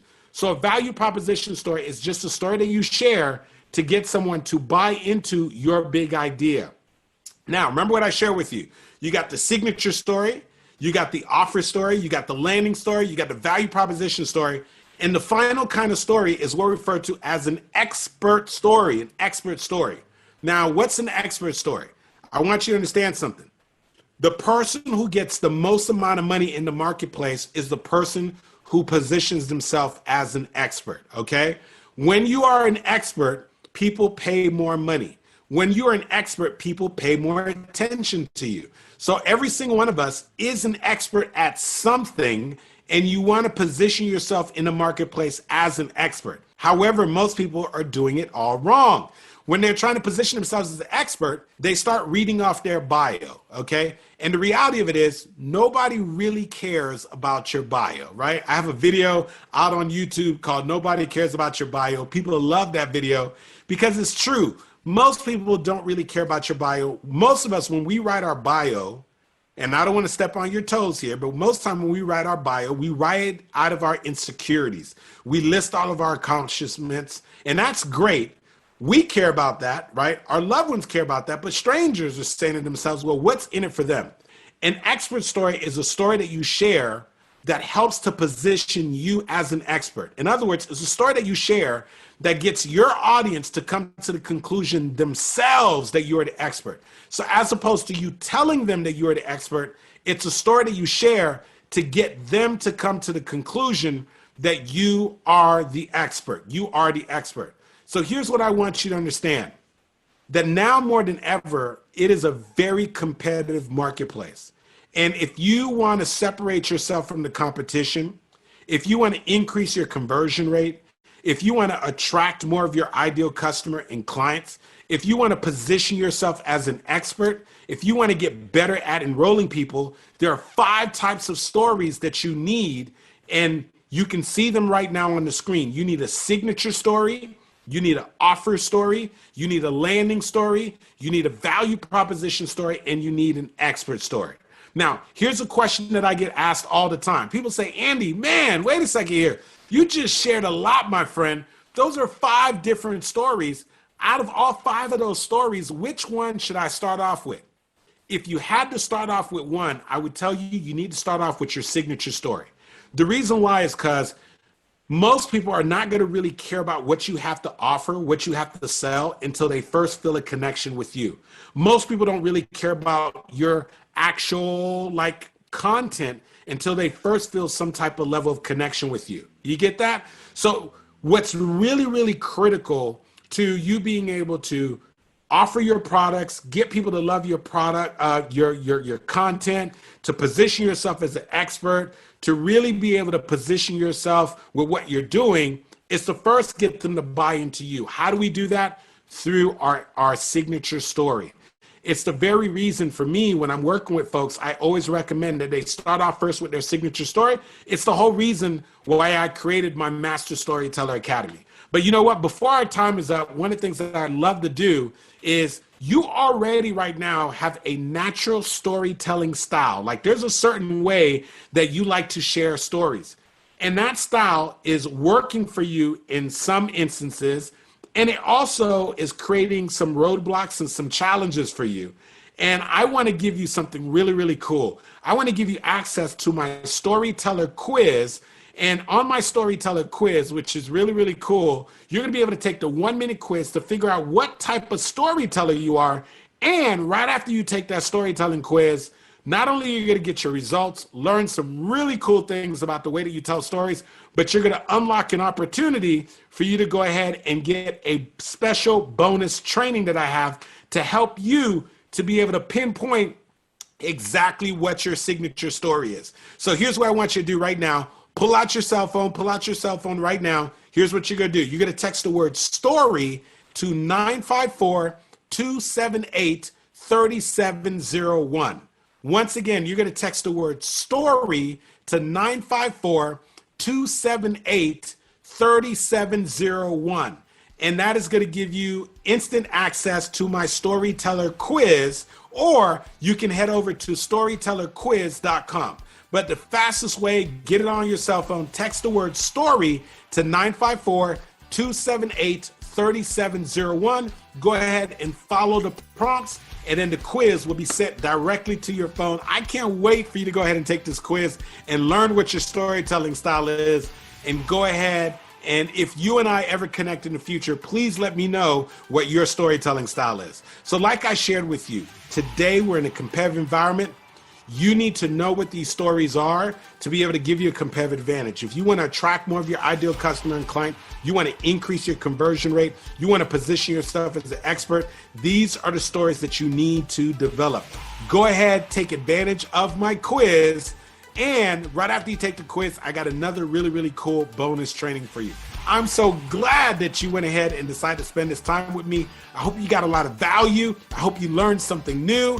And most importantly, I need you to start working on and developing those stories. You can connect with me on social media, Andy Enriquez, on everything except on Instagram. I am at Show Up For Your Life. Looking forward to connecting with you, and don't forget to take the quiz. Storytellerquiz.com, or text the word story to 954-278-3701. Bye-bye. See you soon. So glad you decided to go ahead and hang out with me during this session.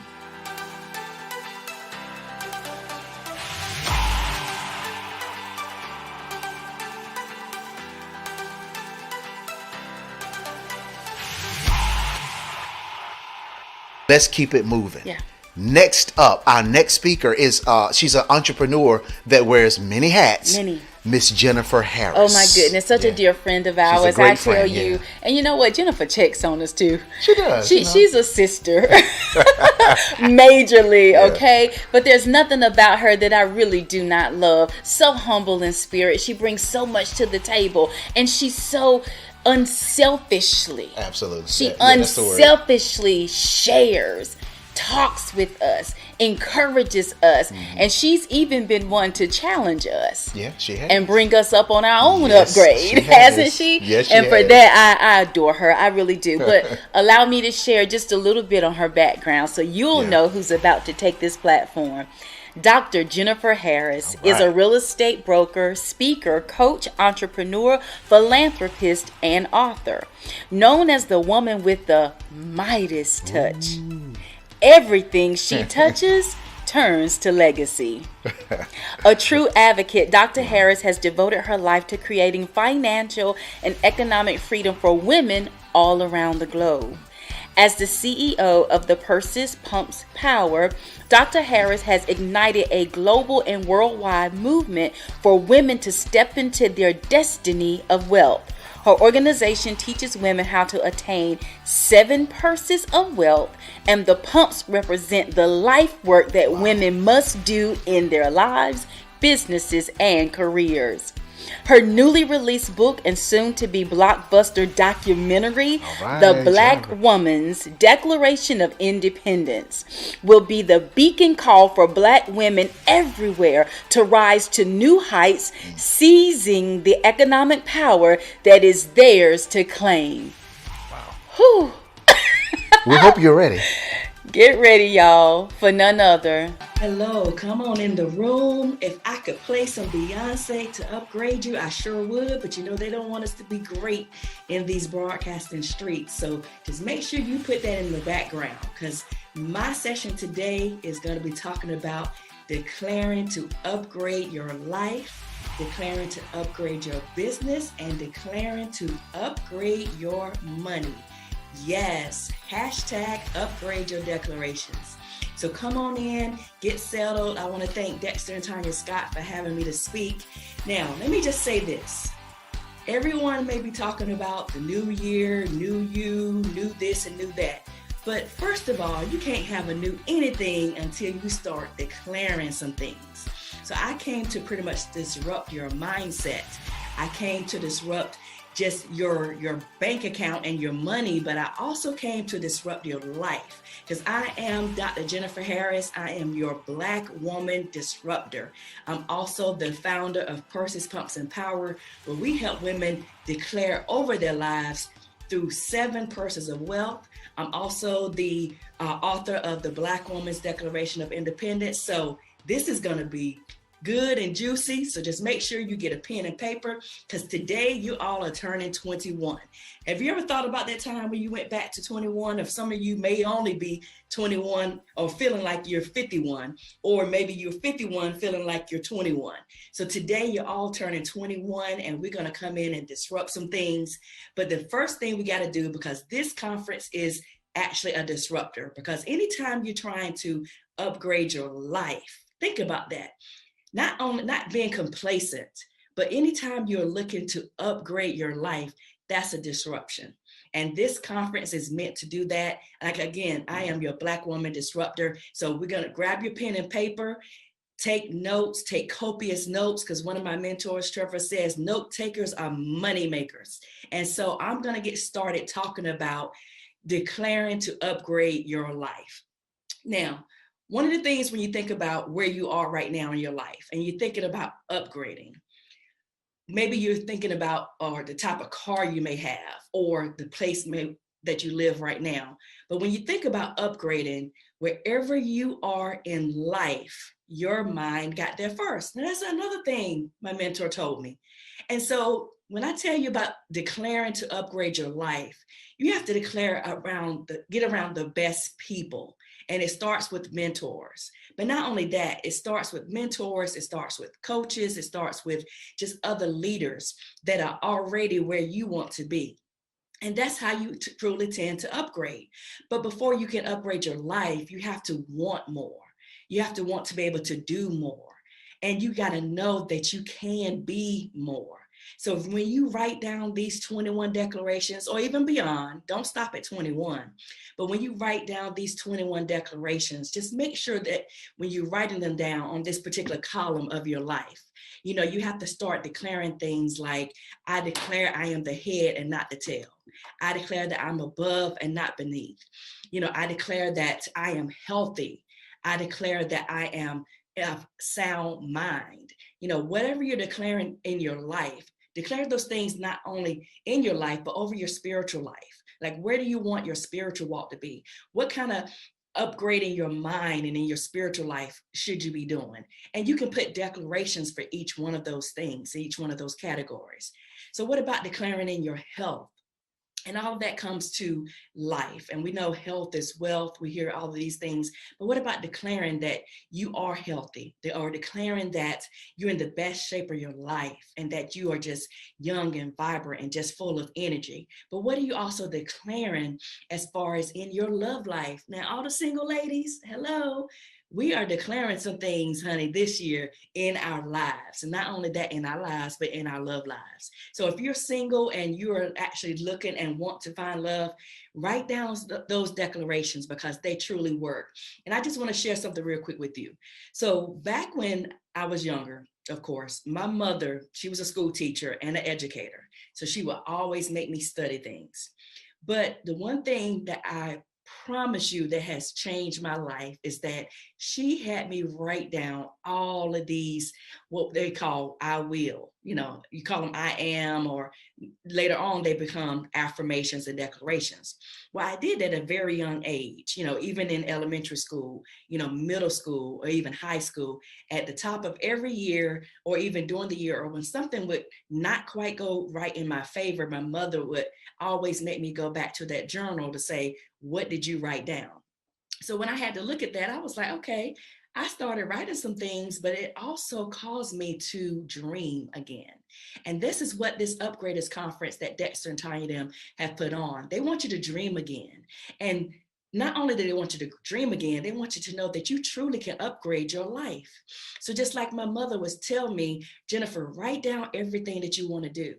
And later on, when I graduated from high school, it was interesting because I was in college, and she handed me my yearbook that I just wrote down a bunch of things like, I want to make 6 figures. I want to do this. I want to do that. So I wrote down these different things. But do you know that 95%, it's actually probably more than that, of those things came true? Now, I know oftentimes you may think, you know what, I can't get there, or that's never going to happen for me. But as long as you're doing that negative talk and you're not declaring it, or you're not writing down your powerful affirmations, or you're not writing down those powerful declarations over your life, then your life is going to stay pretty much where it is. So just make sure you're at the Upgraders Conference. You did something right. You registered for this conference. You're logging in. You're listening to me now. And right now, you got to know that you can declare to upgrade your life. And you can use those with declarations and affirmations. So the next thing I want to talk to you about is declaring to upgrade your business. Now, the upgraders, they're business owners. I'm a business owner. I'm a real estate broker and developer. And I also run a Veterans Foundation. And one of the exercises that I teach a lot of my clients is writing down all of these powerful declarations when it comes to your business. Because even if you work a 9 to 5, or what they call a silent investor, even if you work a 9 to 5 and you still have a business, just know that you are your business. You are your brand. And so anytime you want to upgrade your brand and upgrade your business, just start writing those things out and declaring it. Just start writing those things out in your business. Like, I declare my business is the lender and not the borrower. Or I declare that we are in, 20 different countries. Or I declare that my business brings in $5 million a month, or $10 million a month, $10 million a day, $100 million a month. Whatever you declare, then those things start to open up your vision and open up your mindset. Because wherever you are in life, your mind got there first. And yes, my mentor told me that too. But not only that, I used to read books like See You at the Top by Zig Ziglar, and What to Say When You Talk to Yourself, or watching movies like, or documentaries like The Secret, or even things like Psycho-Cybernetics. And I used to wonder, like, what is all of this got to do with anything? But it was all about my mind and what I was believing that I could have and declare in my life and in my business. So you're going to not only write down those 21 declarations in your life, but you're going to write down those 21 declarations also, or more, in your business. Like, how many clients do you want to have? How much do you want to make? Do you want to even get trademarked? Do you declare to have your business go abroad? Are you going to be an online business? Are you going to be in network marketing? Are you going to, use the money from your job to fund your business? But are you going to go after government contracts? Are you going to, have your business be in real estate? Whatever that is, just know that you have to first declare it. And another thing about declarations is that it starts to pretty much make you cause to really look at where you are. And again, we're at the Upgraders Conference, and Dexter and Tanya do not want you to play small, and neither do I. So when you're writing these declarations, you just want to know that, number one, you deserve it. Number two, you can do it. And number three, you just have to see it. Again, you have to see it before you see it, or you never see it. But the other thing you do, you have to say it. And that's what declarations are. You're saying those things that are not as if they are. Your subconscious mind and your mind does not know the difference. So you might as well just write down the big things. So I remember I was had the privilege of being at one of Steve Harvey's conferences, and he actually called, we had a group of VIP, and I call VIP not very important person, but very important positioning. And right now, today, at this Upgraders Conference, you are positioning yourself in the right direction, okay? So Steve Harvey told me, he said, Jennifer, and these was behind some closed doors, maybe about 50, 60 people. And the most powerful thing I can remember him telling me is to write down 500 things that I wanted to do in my life and in my business. I was like, 500 things. I could not even think about, 50 things, but it causes your mind to stretch. It causes your vision to stretch. So I'm going to also challenge you, just like Steve Harvey challenged me, write down 500 things that you want to do in your life. And you'll start checking off those boxes. You'll start declaring those things. And then once you do that, just know I'm going to wrap up lastly, declaring over your money, right? Declare to upgrade your money. Now, money may not be everything, but it ranks right up there with oxygen, okay? You need oxygen to breathe, you need money to breathe, your business needs money, your family needs money, and money is neither good or bad. It just depends on who has money that controls what they want to do with it. But the other thing that declaring over your money, and some people call it money, they may call it finances, they may call it a bag, what they call it, the purse, or the coin, whatever your slang or your term is, whatever it is with money, just make sure you get yours, because money is just paper, but it does a lot of good in the right hands of the right person. And so when you're upgrading your money and you're declaring to upgrade your money, how much money do you want to make? How much money do you want to even leave your family or maybe leave a nonprofit? How much money do you want to start declaring that you're making? Like, I declare that I am the lender and not the borrower. I declare that I am above and not beneath. Like, what else are you declaring about your money? I declare that my money is always working for me. Or I declare that my money, make money in my sleep. Whatever you're declaring, just make sure you know that you can have those things. And you're going to be very surprised that once you start really declaring those things in your life, and declaring those things in your business, and also declaring those things in your money, you're going to look back 10 years from now, 5 years from now, 5 months from now, even 5 days from now, and you're going to say, you know what, that made a big difference, because you have to lead yourself with declarations. And that's all declarations are, is guiding your ship or guiding your mindset, because you got to think it, believe it, receive it, and then you work it. And the way you work it is you work it with declarations. Because I declare, like they say, we declare war. I declare war right now on my finances. I declare war right now on my business. But I'm also declaring some huge things this year that is going to take things over the top.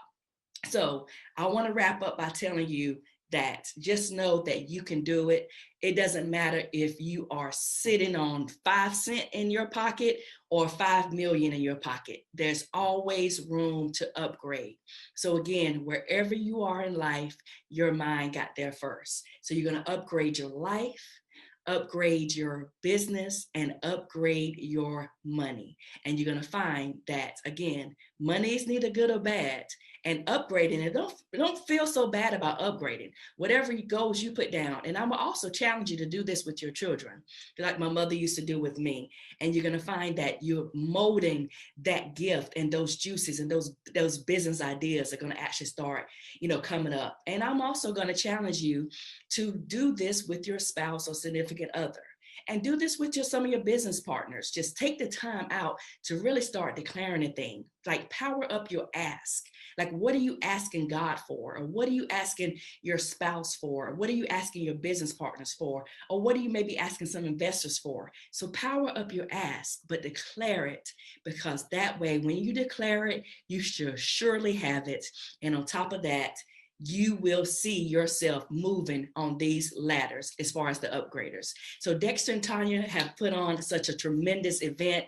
Make sure you still stay for the entire event. Take copious notes, because like I said, note takers are money makers.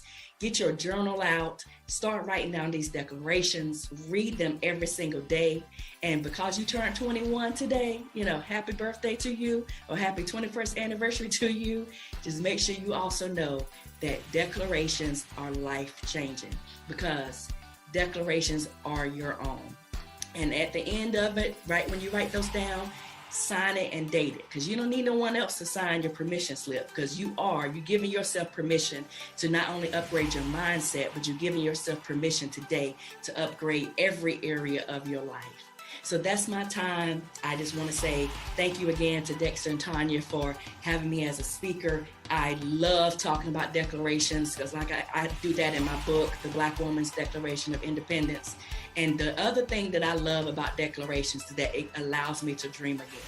So make sure you dream again, upgrade your declarations, upgrade your life, and just upgrade every area and aspect that pertains to you and what God has in store for you. So that's my time. I want to say again, thank you, Dexter and Tanya. This has been an amazing, amazing event. Again, I am Dr. Jennifer Harris, your Black Woman Disruptor. Declare over your life, declare in your life, declare for your business, and declare for your money. Hashtag upgrade your declarations. And we'll see you at the top.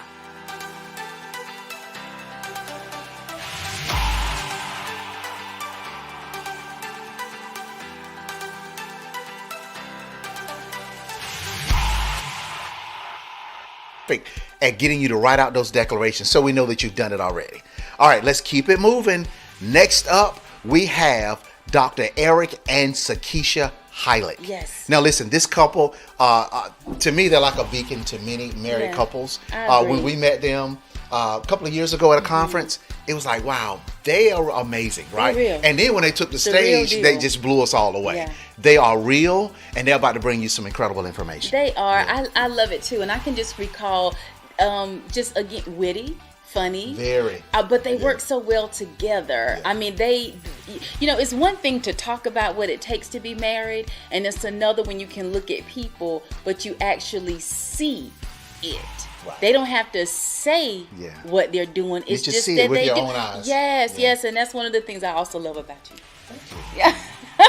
I'm serious too. I mean, you didn't really have to say that. I know, but I'm serious. I'm serious. Okay. All right. So here we go.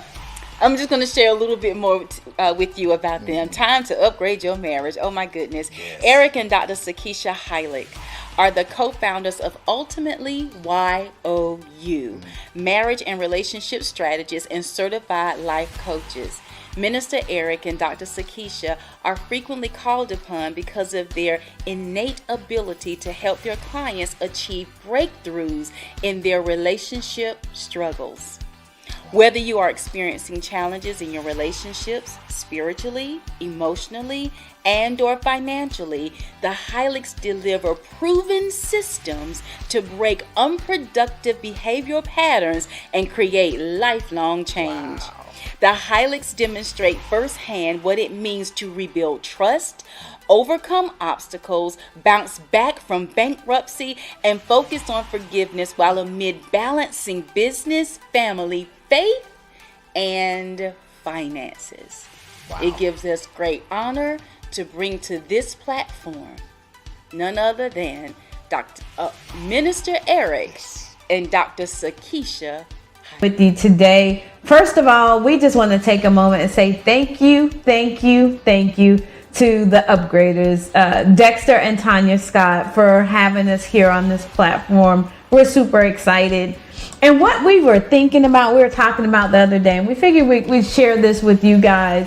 Yeah. A lot of people are starting to plan, what am I going to do new this year? How am I going to upgrade? Am I going to get that new iPhone 12? Or am I going to get a newer version of my car? Or how am I going to upgrade? What am I going to upgrade? Make sure that the couples are prepared to invest in one of the areas in which they will get the marriage. Yes, upgrading your marriage. So we wanted to talk to you a little bit today about upgrading your marriage. So let's talk about it. Let's think about this. Remember, Eric, do you remember that example that you were given the other day about the car? Of course. When, like we buy a brand new car. Right. Everything, the tires are nice. They got the air in them. It's balanced and it's riding smooth. You don't feel bumps. And the AC kick in. It's shiny and new. But the thing is, cars need tune-ups. You got to make sure. You got to make sure you get it through the car wash where it looks shiny and new. Because this weather out here, especially in Florida, it will, dull the paint if you don't take care of it. And you got to make sure you tune the car up, make sure you put gas in it, and the proper oil changes. You know what? The funny thing about it, when Eric was sharing this example with me, I started thinking about it. We get so excited, just like when we first get married, we get so excited about that brand new car because it's something new, it's something different. We are like proud of it. You wash that car up, you make sure it's clean and shiny, you take care of it, park it under the garage. You don't want anybody getting close to it. And the same thing with marriage. When you first get married, this is my wife, this is my husband, you're so excited. You don't want anybody getting close to them. You really them. But guess what? After a period of time, that car may look like it's running perfectly. There's things that are going to require some attention. So that's why when Eric started talking about those tune-ups, it made sense. It started to click. And I started thinking about the fact that, you know what? You have this brand new vehicle, something that you value, but if you don't take care of it, even though it may look good on the outside, there's something taking place on the inside that is so important. Listening and say, oh no, my marriage. Sometimes things may look great on the outside, but if you take care of it, you don't take it in for the regular tune-ups, if you don't give it that special attention that it needs to continue flowing and operating, it starts to break down. Yes. So one of the things we wanted to talk about is upgrading your marriage, meaning you give it that top-notch where you you get into every little nook and cranny and make sure you've gotten rid of all the little minor areas that they're addressed. It doesn't mean they don't exist, but it means you recognize, start to address them, if that makes sense. It makes sense. Oh my goodness. But you know what it's a little acronym that you'll hear us talk about. It's these three little letters. ACT. ACT. And that stands for action does what? Change things. Absolutely. Action changes things. So when we talk about upgrading our marriages, we talk about actions, doing little actions that will change things, that will shift the trajectory of your marriage. So go ahead. So what we got to do in our marriage is we got to get rid of the old habits, because we get comfortable in our habits, and the marriage just kind of it's idle. It's just throttling.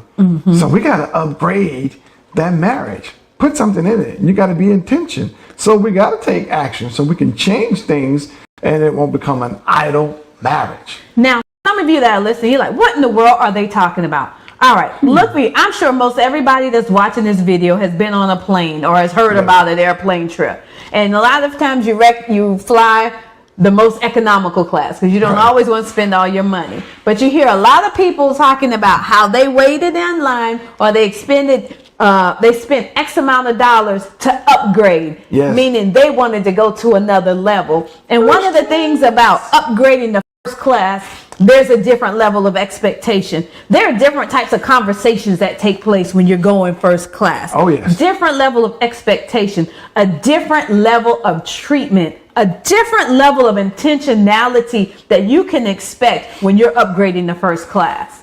And the same thing applies when it comes to your marriage. There should be a different level of expectation, a different level of intentionality, different type conversations when you upgrade your marriage. And I'm sure you're like, you know what? Upgrade my marriage? And I'm like, yeah.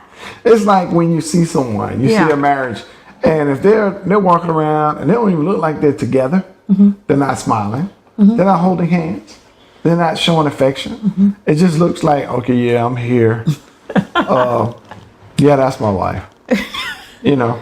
And you know what? We see couples that are like that. But when you upgrade your marriage, there are going to be some things you're going to have to do. And number one, you're going to have to start letting go of those bad habits. When you upgrade, upgrade your mindset. You have a different level of thinking when it comes to your marriage. When you upgrade your marriage, you're going to be working on having a better experience than ever before. So for any of you that have flown first class, it's a different level experience. Yeah. And I'm gonna share this story with you.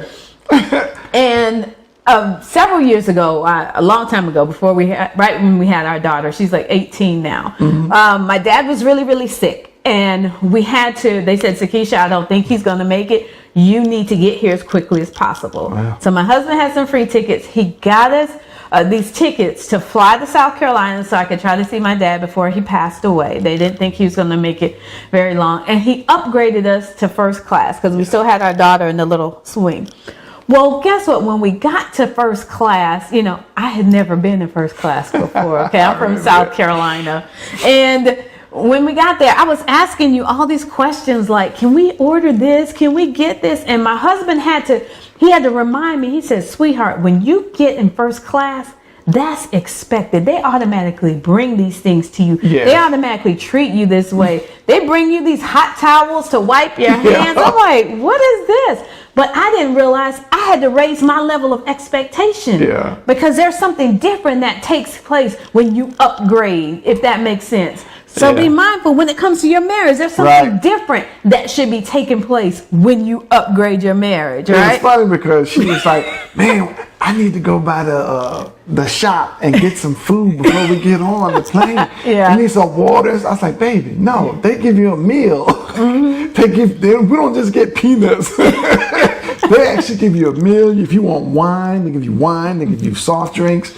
They give you a meal, and she's like, "Oh, shrimp! Can I order that?" Yeah, they bring you shrimp, and you get refills. Well, let's be honest. She was like, "Oh, wow, this is great."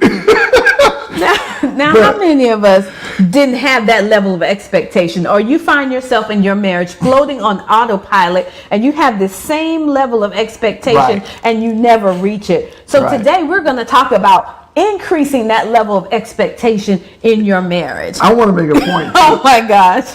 Because the thing is, when you're in an economy, you don't see people smiling. You don't see people smiling. They just be like,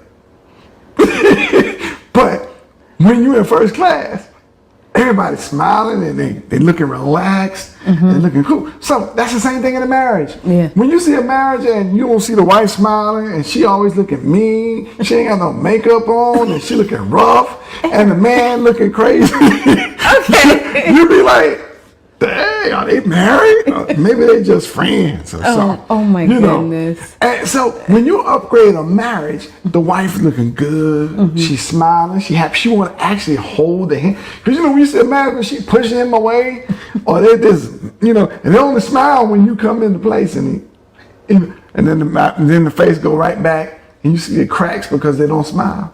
Well, you know what? When you upgrade your marriage, there's a different level of peace that you will see in that couple. There's a different feeling that you will get when you're in their presence, when they have upgraded their marriage.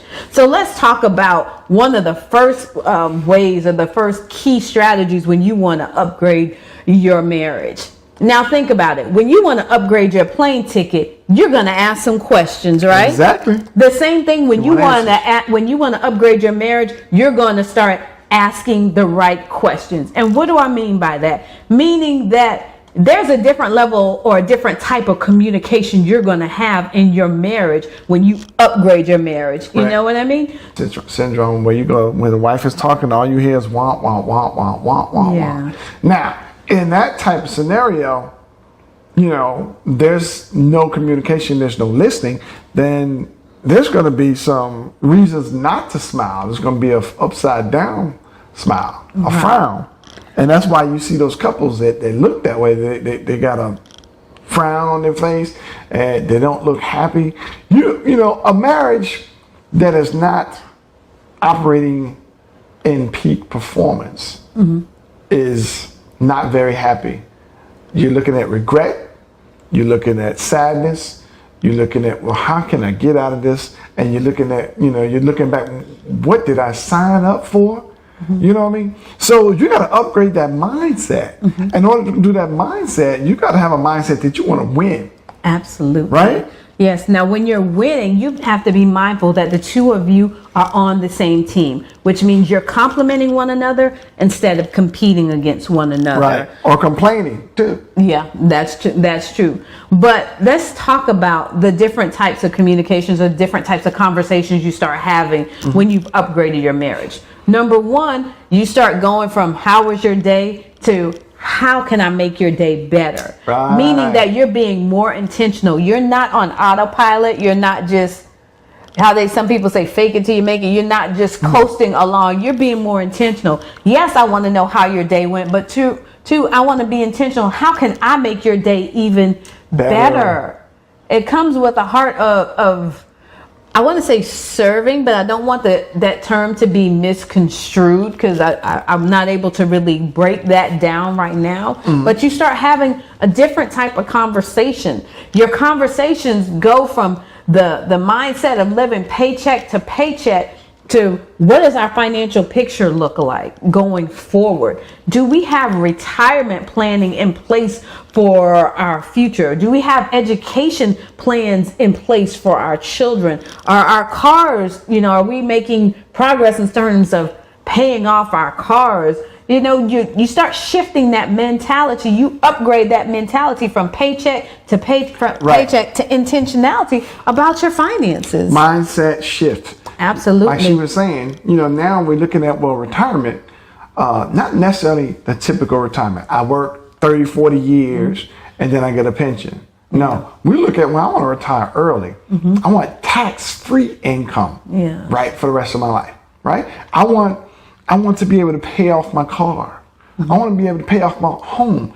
Typically, when the marriage is just humming along, they're only thinking, 30 years, I should have my house paid off. No, we want to pay it off in like 10 years or 15 or 7 years, So I got to upthink, how can I do that when we're talking about our finances? So we got to talk about our finances. How can I pay for my children's education tax-free, and then also have something set aside where once their education is paid off, they can also have money set aside for them to buy a home, purchase a car, furnish their home, all from some investments that you've set aside just for your children and that you don't have to go into your life savings or if you don't have to go into your retirement.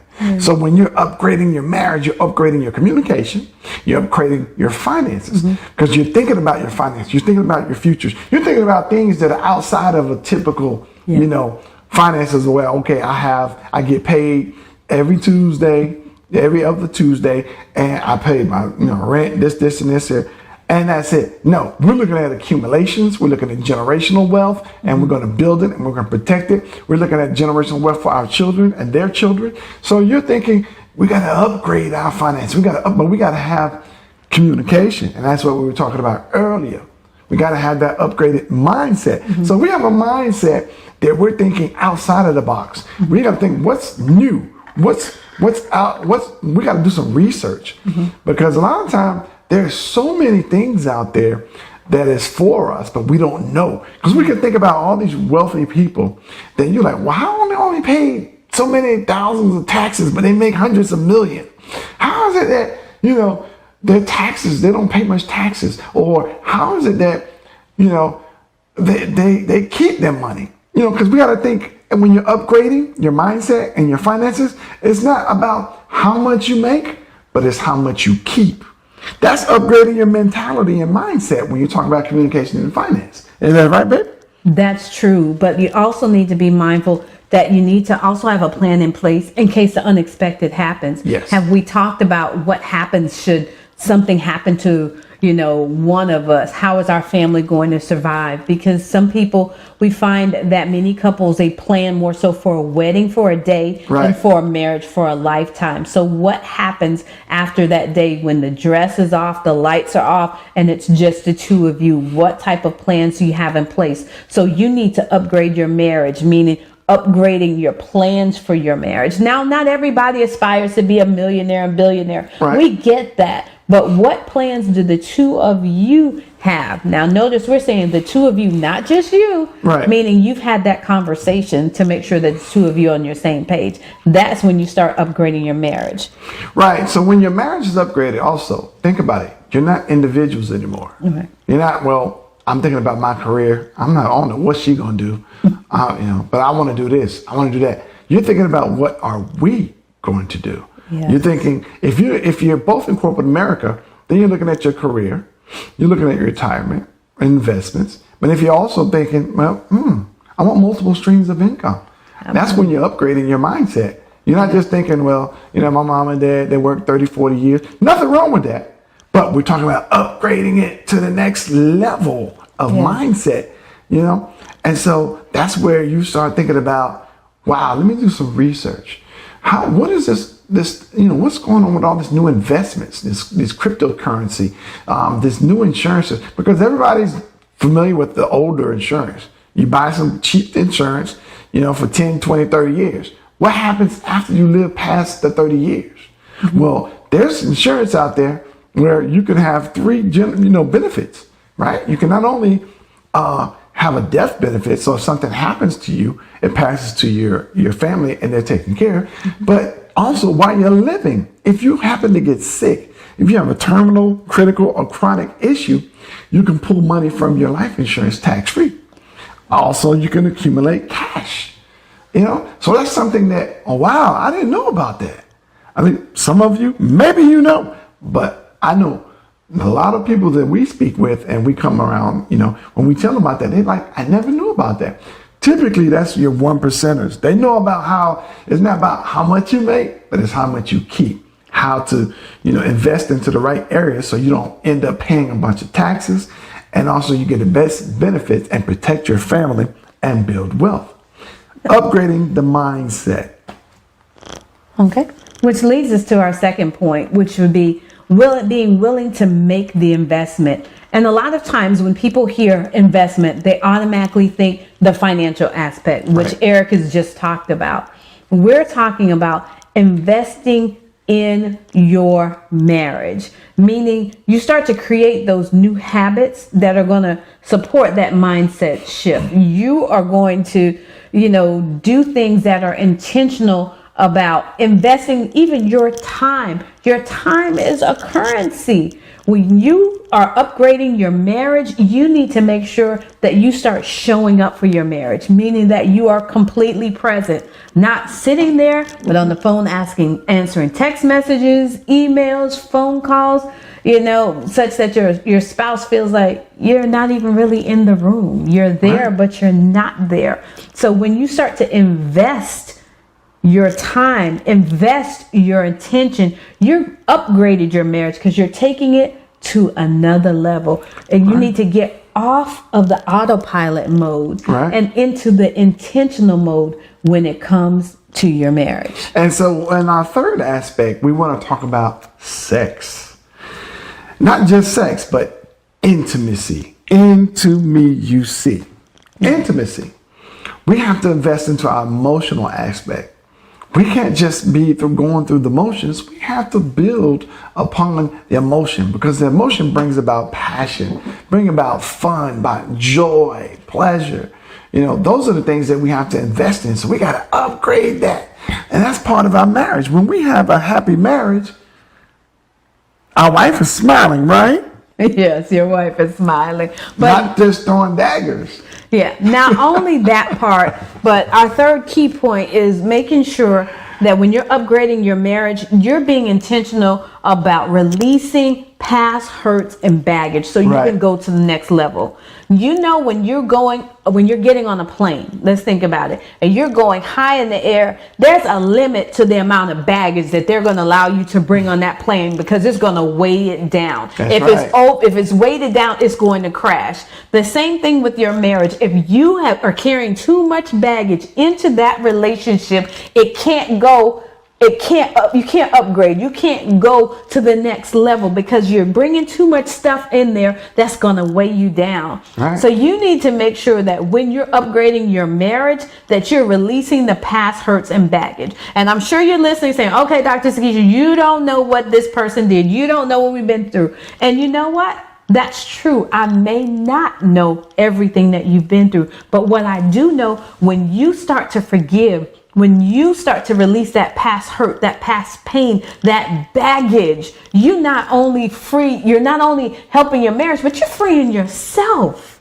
You're giving yourself another level of peace. Think about it. When you're carrying around that anger, the resentment, you're walking in unforgiveness, that often manifests itself in you physically, emotionally. It can impact you financially and spiritually. So you can do yourself a favor by learning to let it go. Release some of that baggage so that your marriage can be upgraded and the two of you can go to a higher level, if that makes sense.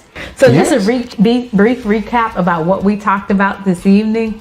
The top 3 areas in which you can upgrade your marriage. Number 1 is making sure that you're intentional about asking the right questions to upgrade your marriage. Number 2, make sure that you're willing to make the investment. And investment is not always meaning your finances, although that's going to be a part of it. But make sure that you invest your time and your attention. Your spouse needs that more so than anything.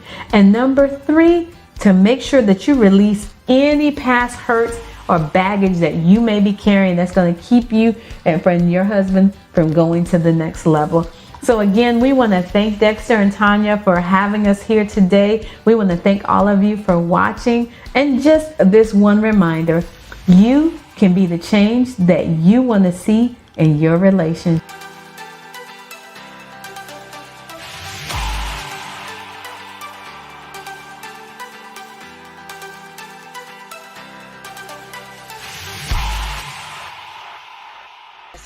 Yes. Now, this is what we do.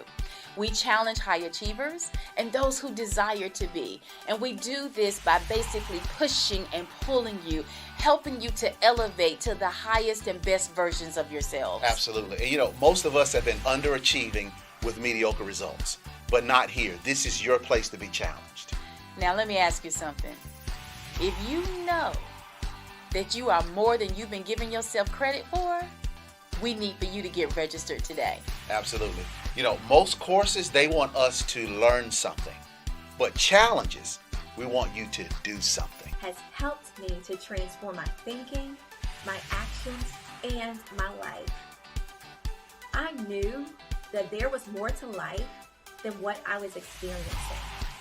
I knew that there was greatness on the inside of me, but I didn't execute on that greatness. There were so many goals and dreams that I had, but oftentimes I didn't take action. Why? Because I was afraid. I wanted more out of life, and I was ready to move forward. That's when my work with the upgraders began. They helped me to understand the subconscious mind and how there were blockages that were hindering me from moving forward. They helped me to understand the power of my thinking and how I could transform my thoughts to create the reality that I desire. As a result of our work together, I am more confident. I understand the power that exists on the inside of me. I am able to recognize negative thoughts when they try to appear and shift my mindset at that very moment. Because of my work with the upgraders, I no longer allow fear to paralyze me, but instead, I allow it to propel me into my future. I am so grateful for the upgraders and the work that we are doing together.